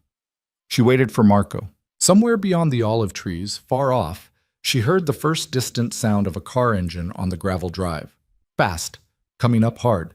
The kind of fast that only arrived when a man had been told, in the middle of a meeting in Rome, that his house was on fire and his wife was inside it. She closed her eyes. She held Julia tighter. She did not let go of the gun.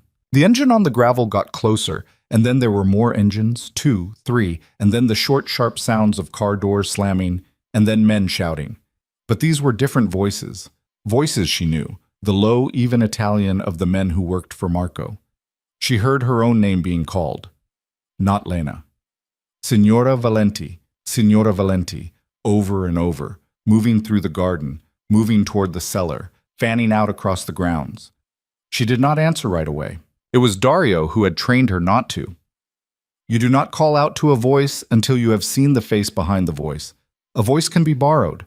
A face cannot. So she sat in the dark shed with Julia trembling against her and the pistol in her hand, and she waited, and after a few minutes she heard the footsteps come down through the olive grove, deliberate, unhurried, and a voice that she would have known anywhere in the world, even in hell, said quietly in English from the other side of the door, "Lena." She did not move. "Lena, it is me. It is Marco.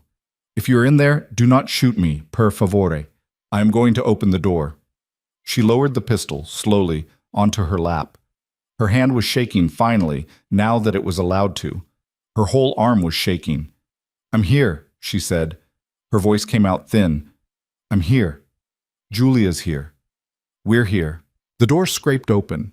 The light came in sideways, pale and wet, and too bright after the dark of the shed. Marco stood in the opening. He was wearing the same dark suit he had left in before dawn. There was blood on his left sleeve that was not his. His hair was wrong, pushed back by a hand that had moved too fast. His face, when he saw them, did something she had never seen it do. It broke. Only for a second. Only for a moment so short that if she had blinked, she would have missed it. But she did not blink. She saw it. The mask he wore, the one that had been on his face every minute of every day for 5 months, the one that had never once fallen in her presence. It fell. Something raw underneath showed through. Something that was not cold and was not calm and was, for one breath, afraid. Then it was gone, and he was walking into the shed, and he was crouching in front of her on the oil-stained floor, and his hand, the one that wasn't bloody, came up and touched her face, the side of her cheek, very lightly, the way a man touches something he has been afraid was broken. "Are you hurt?" "No." "The blood. It's glass. From a bottle?" "It's nothing." "Julia." "I am well, Padrone," the old woman whispered. Her voice was wet. "I am well. The signora, I know." "You know? Tommaso told me. On the drive. They found—" He broke off. He looked at Lena. He looked at the pistol still resting on her lap. He did not finish the sentence. He did not have to. She understood. Tommaso was one of his men. Tommaso had gone into the cellar. Tommaso had seen the dead man against the wine rack, and Tommaso had counted the shots in the body, and Tommaso had called Marco on the drive from Rome and told him it was her. Marco's hand was still on her face. His thumb had moved once along the line of her cheekbone and stopped. "Can you stand?" he said. "Yes." "Then stand, cara. Come inside. We will—" He stopped again. He seemed for a moment to have lost the language. He shook his head once, a small, private gesture, as if telling himself to get it together. "We will go to the house, Julia. Let me help you." He lifted Julia first. The old woman was unsteady on her feet, and he put an arm around her shoulders the way a son might, and she leaned into him and whispered something in Italian too fast for Lena to catch. He answered in Italian, low and quiet, and kissed the top of her gray head once. Lena watched them. She felt, watching, a small, strange, aching thing in her chest that was not jealousy and was not sadness and was, she realized, the simple ordinary recognition that this house had held a life in it before her and would hold one after her, and that the man she had married was not, as she had sometimes let herself pretend, a stranger. Then he turned back to her, and he offered her his hand, and she took it, and she stood up. She was dizzier than she had realized. She swayed. His other arm came around her waist before she knew it was coming, and she was held briefly against the side of his body, and she could feel the hammer of his heart through his shirt, and it was not steady. It was going very, very fast. She did not say anything about it. He did not either. They walked back up through the olive grove to the villa. His men were everywhere by then, working the grounds, working the house, a small dark-haired one at the gate, another 2 at the front door, another carrying a long black bag with a shape in it out of the service entrance. The shape, she understood, was the man she had shot. She did not look at it. She did not need to. Inside the house, Julia was taken away by two of the younger women who ran the kitchen. Taken, Lena understood, to be wrapped in blankets and given something hot, and put in a chair by a fire and watched. Marco guided Lena up the main staircase, his hand light at the small of her back, not pressing, just there. He took her past her bedroom. He took her instead to his. She had never been in his bedroom before. It was smaller than hers. That was the first thing she noticed, somewhere in the back of her numb-shocked mind. Simpler. A dark wood bed, unmade. A book open face down on the nightstand. A reading lamp still on from the night before. A closet door half open with his shirts in a neat dark row. A small brass lock on the inside of the main door that he turned, once, behind them. She did not flinch at the sound of the lock. A week ago she might have. A month ago she certainly would have. Now she just watched him turn it, and she understood what it meant, and she did not flinch. "Sit," he said. "Marco." "Sit, Lena, please. I need you to sit." She sat, on the edge of his bed. He went into the adjoining bathroom. She heard water running. He came back with a small wet cloth and a little glass bottle of something clear and a strip of white gauze. And he knelt in front of her on the floor, and he took her left hand, very gently, and he turned it over to look at the cut. She looked down at the top of his head. She had never been this close to him before. His hair was thicker than it had looked from across a dining table. There was a small white scar along his temple she had never noticed. She could smell him, soap, and something darker under the soap, a clean human smell of a man who had driven very fast for 3 hours in a car. He cleaned the cut. The clear liquid stung. She did not flinch. He wound the gauze twice around the back of her hand, small and neat. The way a man does a thing he has done for other people before, in other rooms, in other years, in another life she did not know, and did not now have the energy to ask about. He tied it off. He did not let go of her hand. "Marco. Un momento." "Marco, Un momento, Lena. Please, I need a moment. Before I can speak." He kept her hand. He did not look up. She watched him. And slowly, over the course of perhaps a minute, maybe longer, she had lost the ability to measure time. She watched his shoulders, which had been rigid, ease by some small amount. She watched the hard line of his jaw soften into something that was only tired.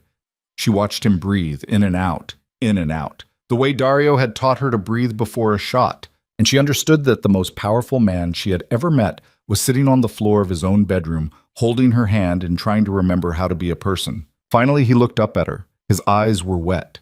Not crying. Wet. There was a difference. Crying was a thing that was leaving. This was a thing that had been held so long it was just sitting at the top of him with nowhere to go. "I should not have left you this morning. You didn't know." "It does not matter. I should not have left you. I have known for 3 weeks that someone was moving against me. I have known for 3 weeks, Lena. I should have been in this house. You said you had a meeting in Rome." "The meeting in Rome was the bait. I see that now. They waited for me to leave the villa. They were not coming for me. They knew they could not take me. They came for you." She did not say anything. "You understand what that means," he said. "Yes." "Tell me what it means." "It means somebody thought that if they could take me, they could have you." "Yes." "And it means they were right." He looked at her for a long moment. "Yes," he said again, more quietly. "It means they were right." It sat in the air between them. Neither of them tried to take it back.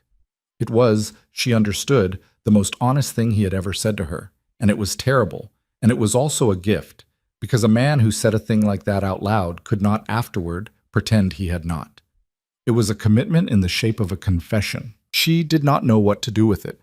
She put her other hand, the uninjured one, on top of his, where it still held hers, and she left it there. She did not speak. She did not trust her voice. Marco closed his eyes. For the second time that afternoon, she watched his face do something it had never done before.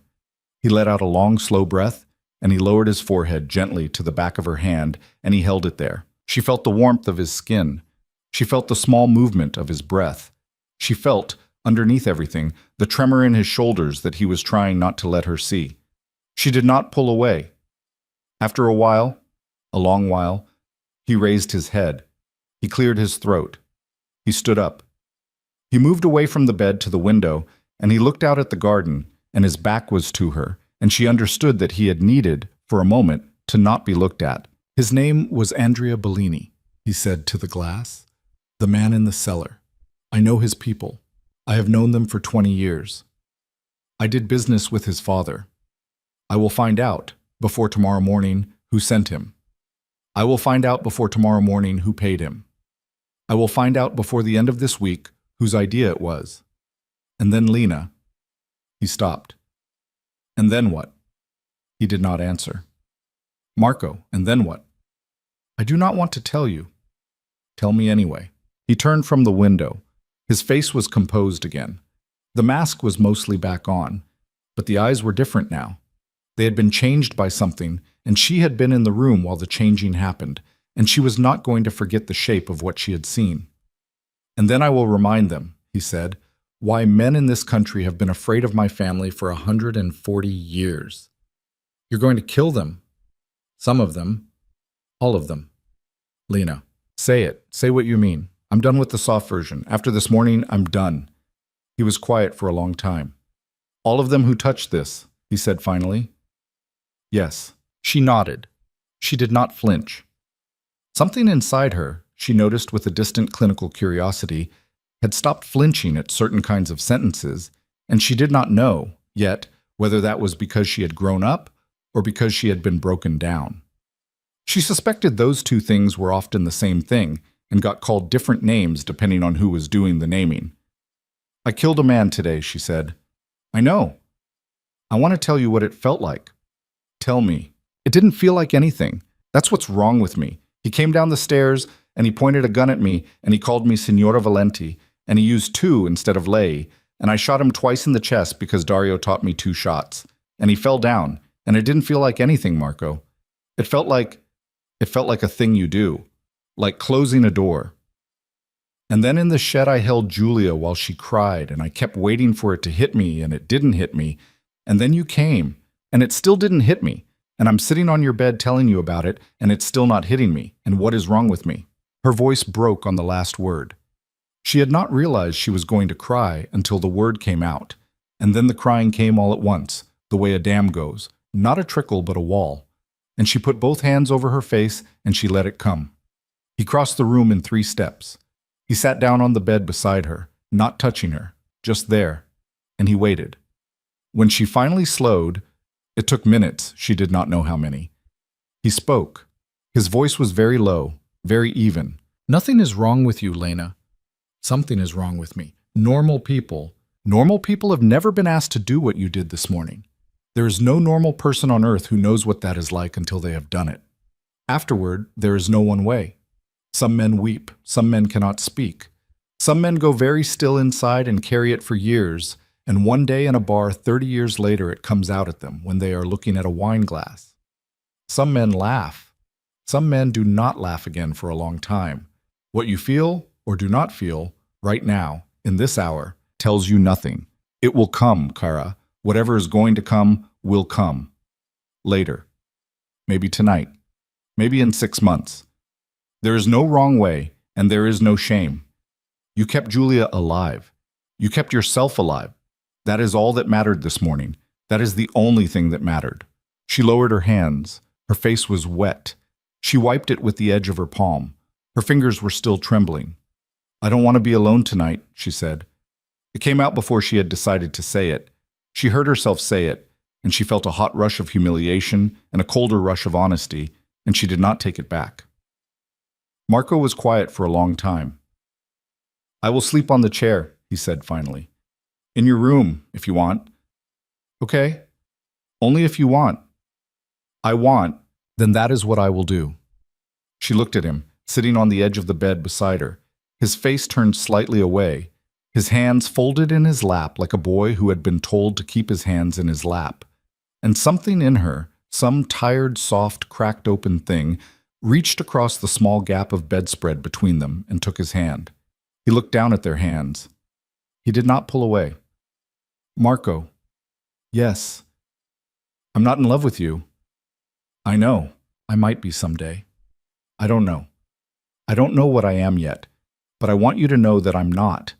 I'm not going to lie to you about it. Not today, not after today. I know, Lena. I don't know what this is, what we're doing. I do not need you to know. I do not need you to decide anything. Not today, not tomorrow, not this year. Do you understand me? Yes. Good. His thumb had begun very slowly to move against the back of her hand, a small absent stroke. She did not think he knew he was doing it. She did not mention it. She let him do it. Outside, somewhere in the house, a door opened and closed. A man's voice said something in Italian. Another answered. The ordinary machinery of the villa had already begun again, the way it always did. The way it had for 140 years. The house cleaning up after itself. The staff resetting the rooms. A gardener already being sent to sweep the cellar. A doctor somewhere in Florence already being called to come look at Julia's blood pressure. The world, in this house, did not stop for death. The world in this house incorporated death the way a river incorporates a stone, and kept flowing. Lena leaned her head very slowly against Marco's shoulder. He stiffened, once, out of surprise, and then he let her. They sat like that for a long time. She did not know how long. The light through the window changed and changed again, and the afternoon bled into the early evening, and somewhere she could smell bread again from the kitchen, and she thought, with a distant fuzzy amazement, they baked bread today. They baked bread on the day that men came into this house with guns. They baked bread. Because bread is something you do. Because life is something you do. After a while, Marco spoke very quietly against the top of her head. Lena. I have to make phone calls now. I am sorry. I cannot not make them. I know. Will you be all right if I go? Yes. I will come back. Before dark. I will have dinner sent up. Julia will come sit with you if you wish.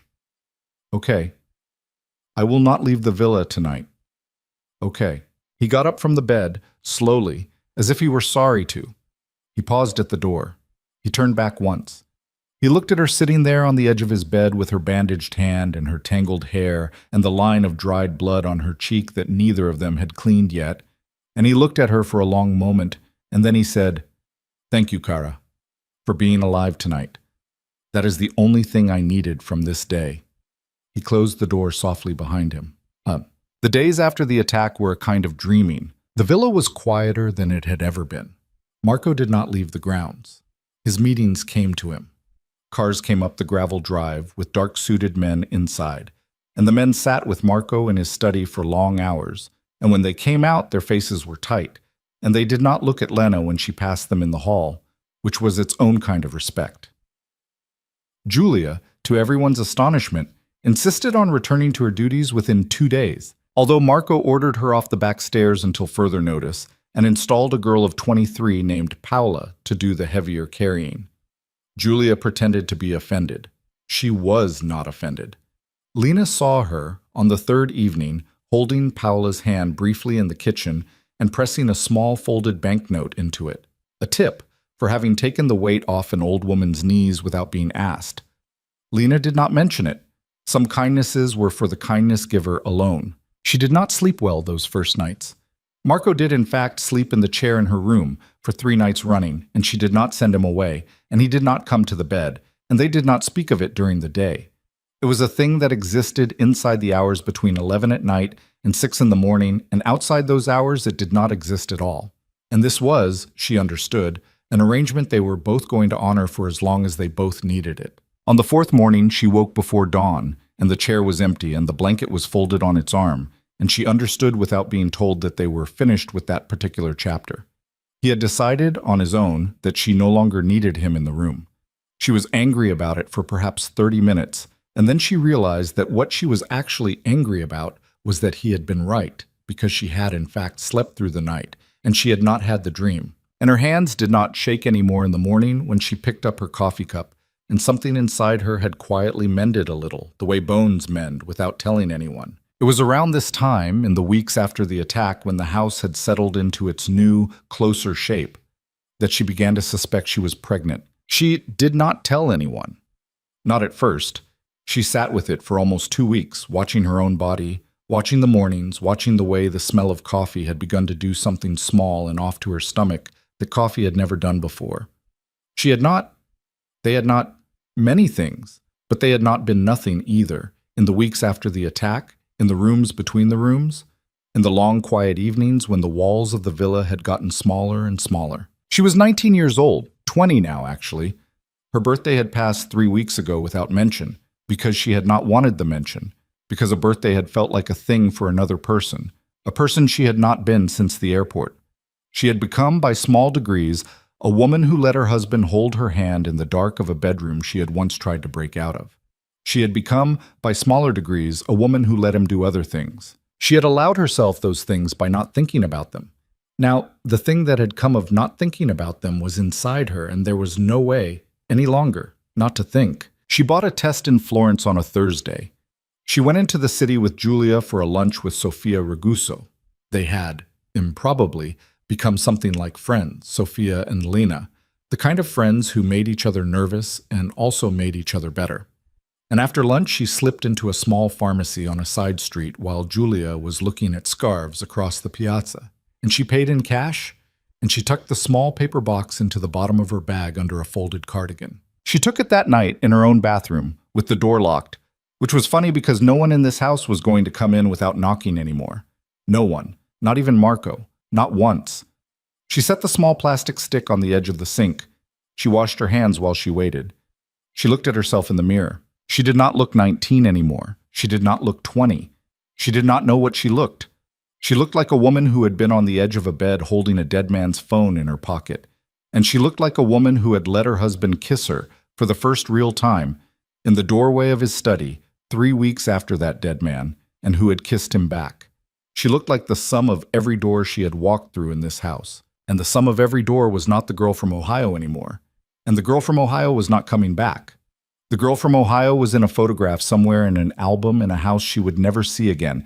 And Lena Valenti was here, in the mirror, pale and tired, and something else. Something that was not unhappy. The stick turned. She stared at it. She picked it up. She read the small paper insert that had come with the box to make sure. She read it twice. She set the stick down again.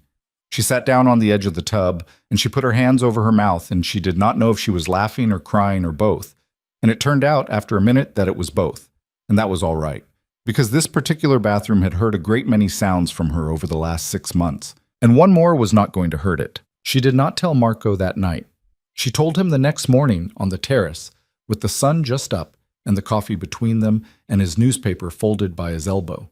She told him in one sentence, without looking at him, because she did not know how to look at him while she said it. "I'm pregnant." He did not move. She waited. The bee was out already, working the lavender at the edge of the terrace. A cypress shadow lay across the flagstones. The world did not notice. "Lena, don't do the voice, Marco." "What voice?" "The careful voice. The don't break her voice." "I was not—" "Just say whatever you're going to say." He was quiet for a long time. "When?" "About 7 weeks." "You're certain?" "I took a test. I can go to a doctor. I wanted to tell you before I went to a doctor. I didn't want you to hear it from someone else." He set his cup down. His hand, she noticed, was not entirely steady. That was new. That was interesting. "Lena, look at me. Per favore." She looked at him. His face was doing the small crack again, the one she had seen twice now in her life, both times in this garden. A small fine break in the stone. But this time what showed through was not fear. This time it was something lighter, something older, something that looked for one moment like a boy. "You are all right," he said. "You are well." "I'm fine. I'm tired. I'm a little sick in the mornings. I'm okay." "A doctor, today. I will call." "Marco." "Yes." "Sit down. You're already sitting. Just sit. Stay. Don't make it a crisis. I'm not in a crisis. I'm telling you a piece of information, and I want to sit here with it, with you, for 5 minutes before you make it into phone calls. Can you give me 5 minutes?" He breathed out. He nodded. He reached across the small iron table, and he took her hand. They sat. 5 minutes. Longer. Then he said quietly, "There are things in my life that are going to change now. I know. I'm going to dismantle certain arrangements, certain businesses. I have been considering it for a year, for longer, since before you came. I did not have a reason then. I do now. Marco, don't make this child a reason. Don't put that on. I am not putting anything on anyone, Lena. I am telling you the truth. A man does not walk away from what I have built for no reason. He needs a reason. I have wanted to walk away for a long time. I did not have permission to, from myself, because the life was the only life I knew how to live. Now I have permission. From me. From you. From what is coming. From both. You do not have to accept the reason. You do not have to carry it. I am telling you what I intend. The intending is mine. She did not answer for a long time. She watched his face. She watched again the small silver at his temples, the small scar at his hairline, the plain ring on his right hand that had looked once like the mark of a man who had bought her, and that now looked like the mark of a man who was, slowly, beginning to return something he had taken. She put her other hand on top of his. "Okay," she said. "Okay. We'll figure it out." "Yes. I want to tell someone about the baby. I don't know who. I don't have. You will tell Julia when you are ready, and Sophia, if you wish, and your own mother in your heart, if that is something you do. There is no rush, Kara. My father," he was quiet. "I don't want him to know. Then he will not know. I want that to be a thing I get to decide. You decide. Even if he comes, even if. You decide, Lena. In this, in everything from now on, you decide. Anything that touches your body, anything that touches your child, you decide. I swear this to you on everything I have, which is not much, but is more than a little." She looked at him. She had not, in any of the months she had known him, seen him swear anything. Men in his world, she had come to understand, did not swear lightly, because an oath made was a debt owed, and debts in his world were paid in coin that did not grow on trees. He had just promised her something he could not take back, and he had known it, and he had done it anyway. She nodded. She did not trust her voice. The bee moved from the lavender to the rosemary. The sun climbed. Somewhere inside the house, Julia was humming again. The same small tune she always hummed, the one Lena still did not know the name of. And the smell of bread was coming up from the kitchen, and the day was only beginning, and the child inside Lena was the size, according to the small paper insert, of a blueberry, and the man across the table from her was holding her hand as if it were made of glass. And the gate was still locked, and the wall around the garden was still high. But for the first time since she had arrived at this house, she was not thinking about the gate. She was thinking about what she was going to build inside it. What she built was not, at first, a grand thing. It was small. It was the kind of small that people underestimate, which was the only reason it was allowed to grow. In the weeks after the terrace conversation, Lena began going into Marco's study on Monday mornings without being asked. He did not stop her. He moved the second chair to the far side of his desk, the one the lawyer from Milan usually sat in when he came, and he let her sit there, and he let her listen. Men came from Naples. Men came from Palermo. Men came from a small, hard-faced town in Calabria she could not find on the map until Marco drew it for her on a napkin. They did not, at first, know what to do with her. They looked at Marco, and Marco said nothing, and they looked at Lena, and Lena said nothing, and after a while they went back to their meetings as if she were a vase on the sideboard, which was, she understood, exactly how she wanted to be looked at for now. She listened. She took no notes. She did not ask questions in the room. She asked them afterward, at dinner, when it was just her and Marco at the long dining table, and he would answer some of them, and he would say, "Not yet," Lena to some of them, and a very few he would say never to. And those were the ones she remembered most clearly, because a man's never told you more about him than his yes ever did. Her belly grew, slowly at first. She was 20 years old and she had never been pregnant before, and she had no mother to call, and she did not call Sophia Raguso about it because Sophia, for all her sharpness, did not have the gentler kind of patience that a pregnancy wants in a friend. She called, instead, Julia. Or rather, she allowed Julia, who did have that patience, and had been waiting for it to come to her. The old woman took over the small things without being asked. Ginger in the mornings for the sickness. A different pillow, firmer, brought up from a linen closet no one had opened in 30 years. A pair of slippers replaced without comment when Lena's feet began to swell. Julia did not say congratulations. She did not, in fact, say anything about the pregnancy at all for the first 2 months, because she came from a world in which one did not say a thing out loud until it was older than 3 months. And Lena, who came from a world that announced pregnancies in Instagram posts at 6 weeks, found herself grateful for the old superstition in a way she had not expected. The winter that year was a long one. It rained for weeks. The olive grove went silver and gray and quiet. Lena walked it every afternoon in Wellington boots and one of Marco's old wool coats that hung on her like a tent. And she listened to the rain hit the leaves, and she thought about many things, and she thought sometimes about Ohio.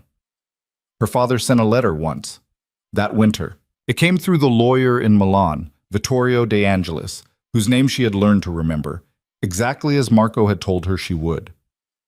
Vittorio brought the letter to the villa on a Wednesday in January, in a plain cream envelope, with a small note clipped to it explaining that he had intercepted it the previous week and had waited for a time when she was strong enough to read it, or to choose not to. Vittorio was a thin, courteous man in his 70s with eyes the color of shallow water and hands that shook very slightly when he set down his coffee. Lena liked him in a way she did not entirely trust. He was too nice to be only nice. She had learned, in the past year, to be suspicious of men who were only nice, because niceness in Marco's world was almost always a surface. She took the letter. She thanked him. She waited until he was gone. Then she sat with it for 3 days before she opened it. She read it in the library, in the chair where she had once dropped a book when the first shot had sounded. She had kept the chair. She had not moved it. She was a little superstitious about it now. The letter was short.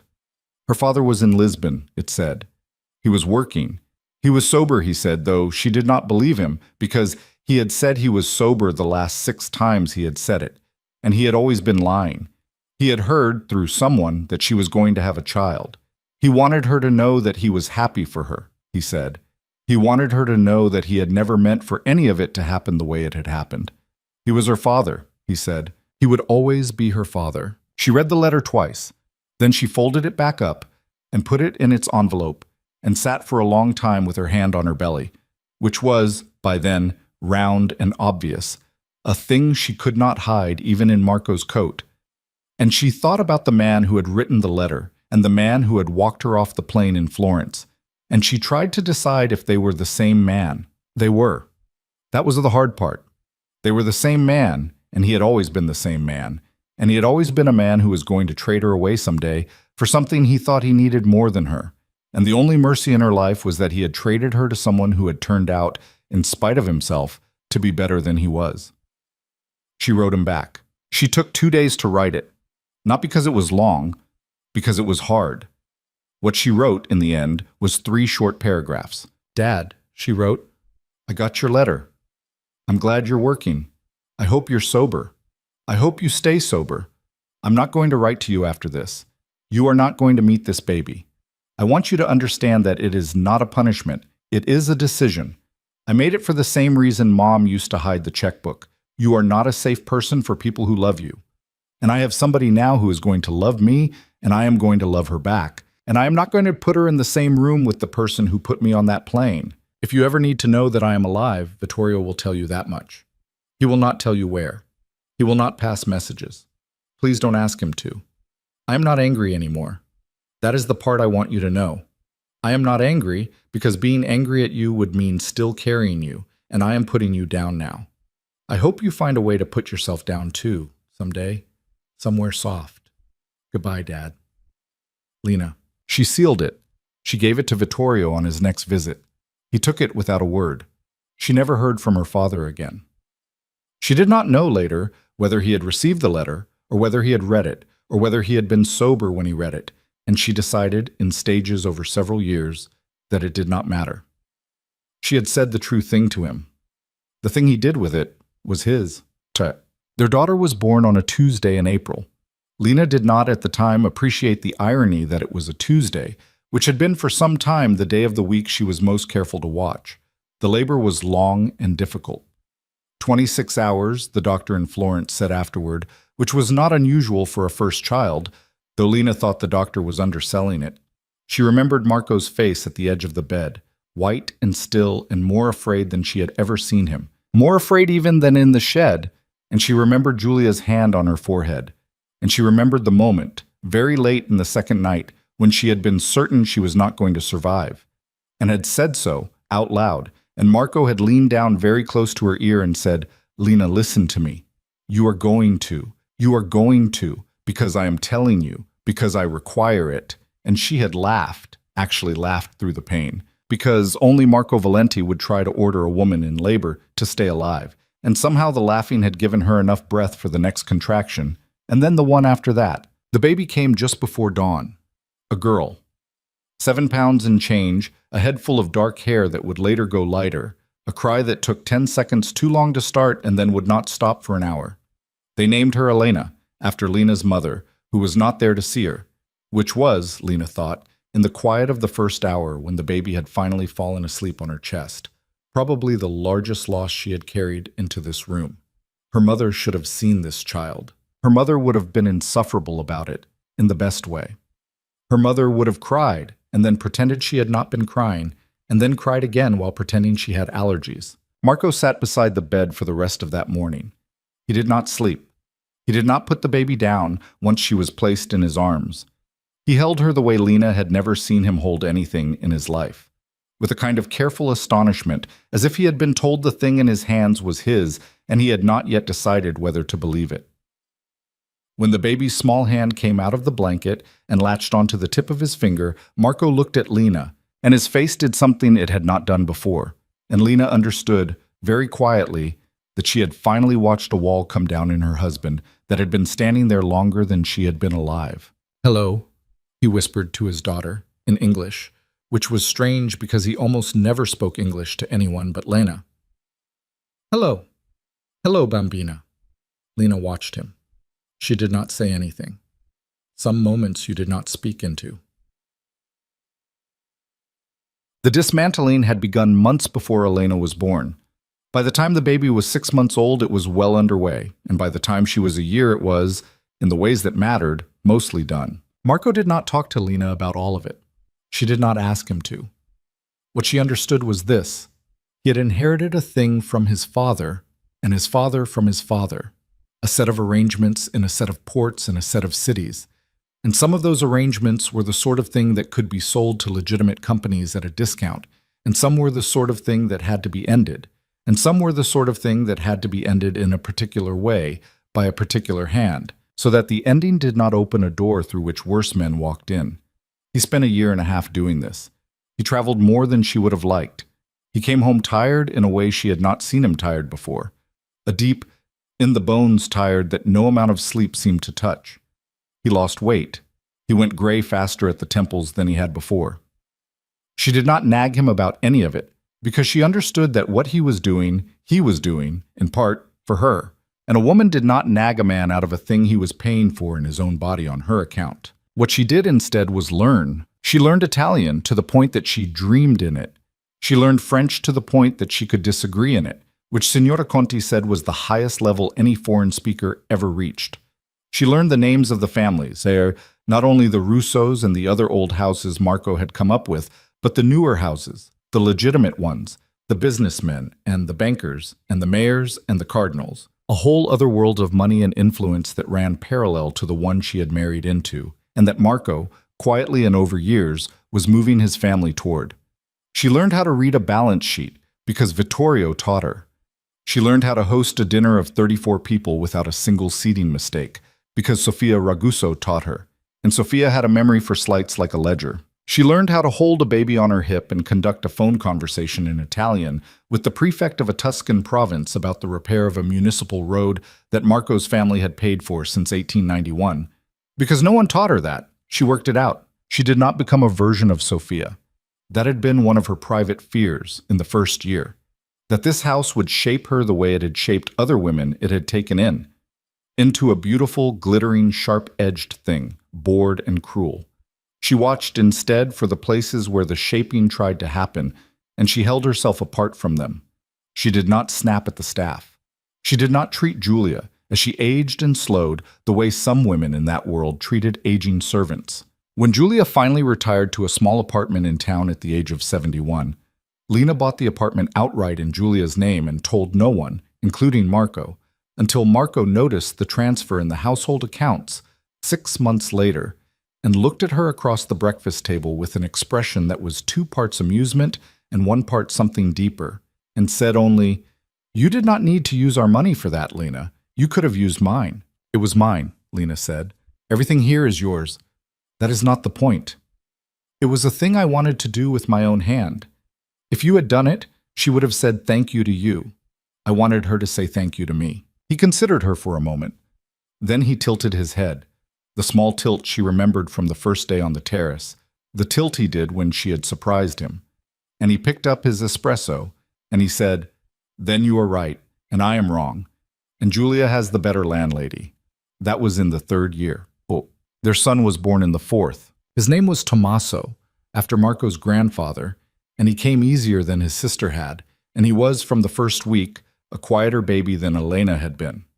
Where Elena had been a creature of opinions, she had had opinions about temperatures and textures and which breast and at what hour, since roughly the age of 4 days.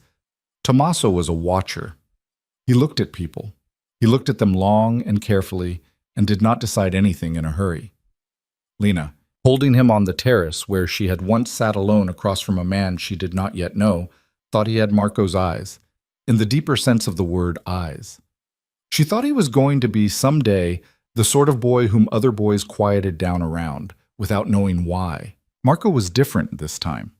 He had been shocked into love by the first child. With the second, he was not shocked. He was ready. He was better. He held Tommaso in the afternoon while Lena slept, and he walked the boy up and down the long hall with the oil paintings, and Lena heard him, some evenings, telling the baby the names of the paintings one by one. The man on the horse, the Pope, the hunting dog, the way his own father, she gathered, had once told him. She had by then met Marco's father's grave. He had taken her there on a Sunday, in the 3rd year, at her request. It was in a small chapel on a hill above a village neither of them ever named aloud. The stone was black granite with a single name and 2 dates and no other word. Marco had stood a long time in front of it and had said nothing, and Lena had held his hand, and eventually he had said, in English, very quietly, "He would not have liked you, Lena," and Lena had said, "I don't care." And Marco had laughed, a real laugh, in the cold stone chapel, and had bent his head, briefly, to her shoulder. "He would not have liked you," Marco had repeated, "and that is why I know, Cara, that I am doing a different thing with my life than he did with his. It is the good measure." That was the sort of sentence she remembered later.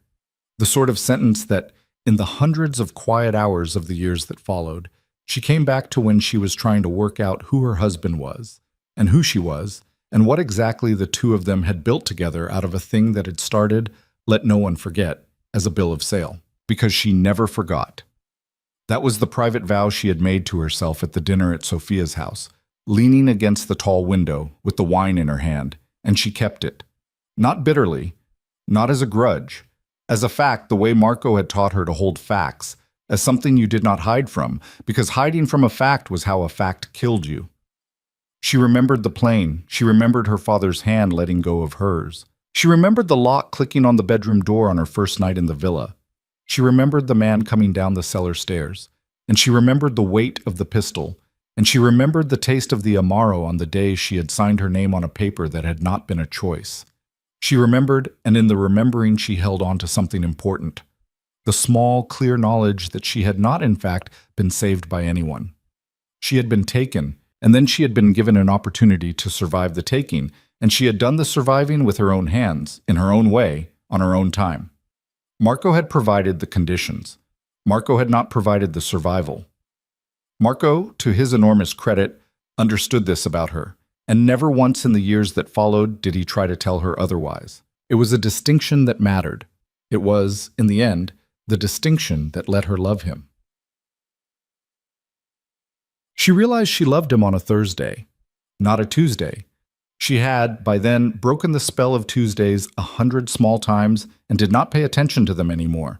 It was a Thursday in the 7th year. She was 26 years old, and Elena was 6 and Tommaso was 3, and she was standing in the doorway of the smaller sitting room, watching Marco on the floor with both children.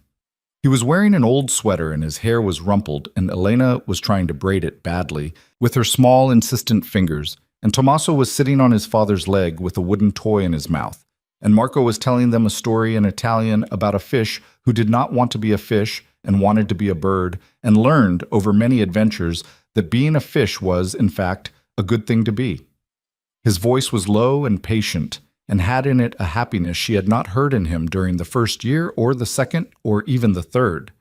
It had come in gradually, the way certain kinds of light come in gradually across the course of an afternoon that you do not realize is the longest afternoon of the year until the sun finally drops. She stood in the doorway, and she watched him, and she thought, oh, there it is. That's what that is. She did not say it that day. She was superstitious about it, the way Julia had been superstitious about announcing Lena's pregnancy. Some things were easier to kill by naming than to keep by holding quiet. She said it, instead, 2 weeks later, on a Sunday afternoon in the garden, on the same stone bench where, in the first month, she had cried for 30 minutes without making a sound. The children were asleep. The sun was low. Marco was sitting beside her with a book in his lap that he had been reading and had set down. Marco. I love you.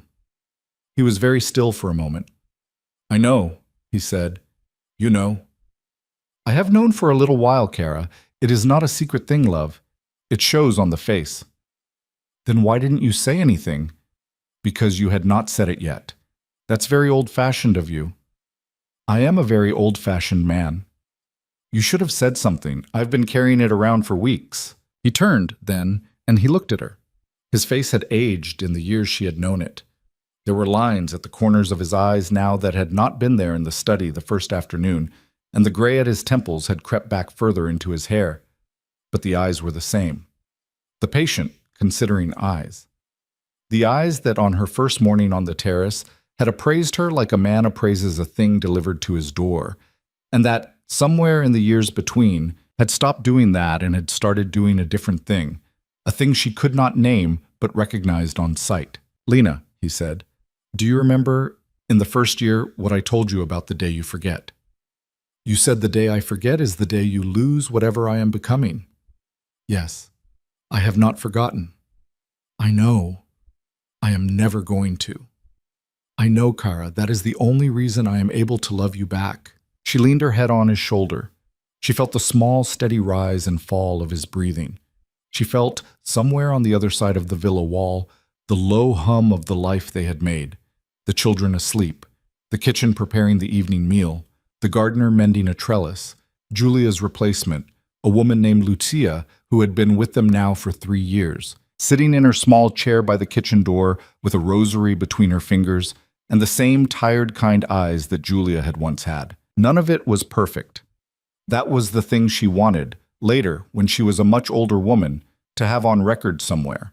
Not in a book, not in a speech, but somewhere in the bones of the story, so that if anyone ever repeated this back to her daughter or her granddaughter, they would repeat this part too. It was not perfect. There were fights. There were silences that lasted days. There were nights when the nightmare still came. Not often, by the 7th year, but it came. And she woke up in the dark, with her hand reaching for a pistol that was no longer kept in the bedside drawer, and Marco would wake up with her and hold her, and they would not speak until morning. There were meetings he still went to that she did not ask about, because some parts of the old life had to be ended slowly, over years, or they did not end at all. There was a morning in the 9th year when a car did not arrive when it was supposed to, and for 20 minutes Lena sat in the kitchen with Lucia and held Lucia's hand, and they both looked at the clock. And when Marco's car finally came up the drive, Lena walked out to meet him and did not say a word, and he did not say a word, and they simply held each other, standing on the gravel, for a long time.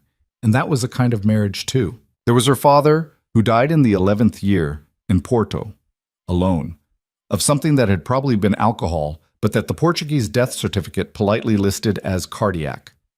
Vittorio brought her the news. She cried for an afternoon, and then she did not cry about him again. She had, as she had told him in the letter, put him down years before. What she grieved, she understood, was not the man.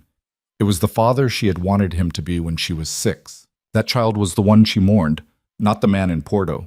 and the morning was quick because she had already done most of it over 20 years of Sundays. There was Julia, who died in the 13th year, peacefully, in the apartment Lena had bought her, with a nurse Lena had hired holding her hand and Lena herself on the other side of the bed. Julia had looked at her, near the end, and had said Signora with a small wrinkled smile, the way she had said it the first night in the villa. Lena had said, "Signora yourself, you old woman." And Julia had closed her eyes and gone to sleep, and not woken up. And Lena had cried harder at that bedside than she had cried at her father's news, and she was not ashamed of that. Love, she had come to understand, was not a thing that always ran along the lines of blood. Love was a thing that ran where you let it run. Goodbye. 12 years after the plane, Lena stood on the terrace in a dark green dress that was not quite the dress from the Raguso dinner but was close enough to be a quiet private joke, and she watched her daughter, 13 now, tall for her age, with Marco's eyes and Lena's mouth, argue in rapid Italian with one of the kitchen staff about the placement of the flowers for the evening's party. Tommaso was on the far side of the terrace with his father, both of them bent over something on a phone, Marco's hand resting easily on the boy's shoulder. The party that night was for her, 32 years old. She had not wanted a party. Marco had insisted. Elena, hearing of the insistence, had taken Marco's side with the unflinching loyalty of an oldest daughter who had already, at 13, learned how to orchestrate her parents into the shapes she wanted them in. And so there was a party. Sofia Raguso came early, as she always did. Matteo had died 2 years before. The heart, in his case, as the heart in men like Matteo always eventually was. And Sofia had surprised everyone, including herself, by becoming an unexpectedly formidable widow, running Matteo's old legitimate businesses with a tighter hand than he ever had. She came up the terrace steps in a black suit with diamonds at her ears, and she looked Lena up and down and said, in English, "You look tired. You look happy. I do not approve of either of these things, but I will allow them for one evening. Hello, Sophia. Hello, little American. Come, kiss me. I will pretend to be bored. It is my only entertainment." Lena kissed her on both cheeks. Sophia held her shoulders a second longer than strictly necessary, and her eyes, which had once, a very long time ago, measured Lena like a fabric to be priced, were soft for one short beat before she covered it. 32, Sophia said. Dio. When I was 32, I did not have 2 children and a terrace and a husband who loved me. I had a husband. They are not the same thing. I'm sorry, Sophia. Do not be sorry. Sorrow is for women who have not figured out how to be useful. I am very useful. Come, tell me about Elena's school. I need an enemy to sharpen myself on, and the stupid headmistress will not answer my letters. Lena laughed. She walked with Sophia to the small group near the fountain. She poured wine. She greeted Vittorio, who was 78 now and needed a cane, and who had brought as his date a quiet Milanese widow named Teresa, who had clearly, in the previous year, become important to him in a way he did not yet know how to speak about. She greeted Dario, who at 54 had gone thick in the shoulders, but was still the only man in the room, other than Marco, who made the younger men quiet down when he entered. He kissed her hand, as he always did at these parties, and he said, "Signora," as he always did. And she said, "Stop calling me that, Dario. We have known each other for 13 years. And he said, "I will stop calling you that, Signora, when you are dead." And they both laughed, because it was the same joke they had been making for 10 years, and neither of them were ever going to get tired of it. Marco crossed the terrace to her. He put a hand on the small of her back. He kissed the side of her temple briefly, the way he always did in public, not more. He did not believe in more in public. A man of his generation, a man of his world. And he handed her a small glass of the Amaro that they had drunk on their wedding day. They always drank it now, on her birthday. It was a joke between them, a dark one in the beginning. By this year, it had become a simple one, which was, she understood, the right arc for a joke between a husband and a wife, if you were lucky. "Salute," he said. "Salute, caro." They touched glasses. Across the terrace, Elena had given up on the flowers and was laughing with her brother. Tommaso was mimicking something, probably a teacher, and Elena was laughing hard enough that she had to sit down, and the sound of it carried across the stone and the old pots and the lavender, and Lena heard it, and she thought, I was 19 years old. I got on a plane. A man handed me to another man like I was a thing to be handed. I thought my life was ending. I thought I was going to spend the rest of my days in a room with a door that locked from the outside. I was wrong about the ending. I was wrong about the room. I was wrong about almost everything I thought that first day, except one thing. I was right that the girl who got off that plane did not come out of the house alive. She didn't. She's not in this dress. She's not drinking this Amaro. She's not the mother of those 2 children on the other side of the terrace. She died somewhere in the first month, probably in the garden, probably on that stone bench. And I've been a different woman ever since. But the different woman got to choose what she became. That's the part I didn't know when I was 19. I didn't know that the dying was not the ending. I didn't know that on the other side of the dying, there was a door you had to open with your own hand, a door nobody could open for you, not even a man who loved you, not even a man who had all the money in Italy. I didn't know that a cage is only a cage if you stay the same person inside it, and that if you let yourself change, if you let yourself learn and watch and listen and hurt and heal and kill when you have to, and love when you are ready, the walls start to mean something different. That's what he told me the first week on that terrace. I didn't believe him. He was right. I hate a little bit that he was right, but he was. I was claimed. I don't forget that. I'll never forget that. I don't let my daughter forget that either. When she's old enough to understand it without being scared by it, I'm going to tell her the whole thing. Every piece. The plane, the lock, the cellar, the letter from Porto. I'm going to tell her that her mother was bought and sold at 19, and that her mother built a life anyway, and that the life was a good one, not because the buying was forgiven, but because the built was real. I want her to know the difference, because the world is going to try to sell her things too someday. Different things, cheaper things. The world is always selling women something. I want her to know that surviving a bad deal is not the same as pretending it was a good one.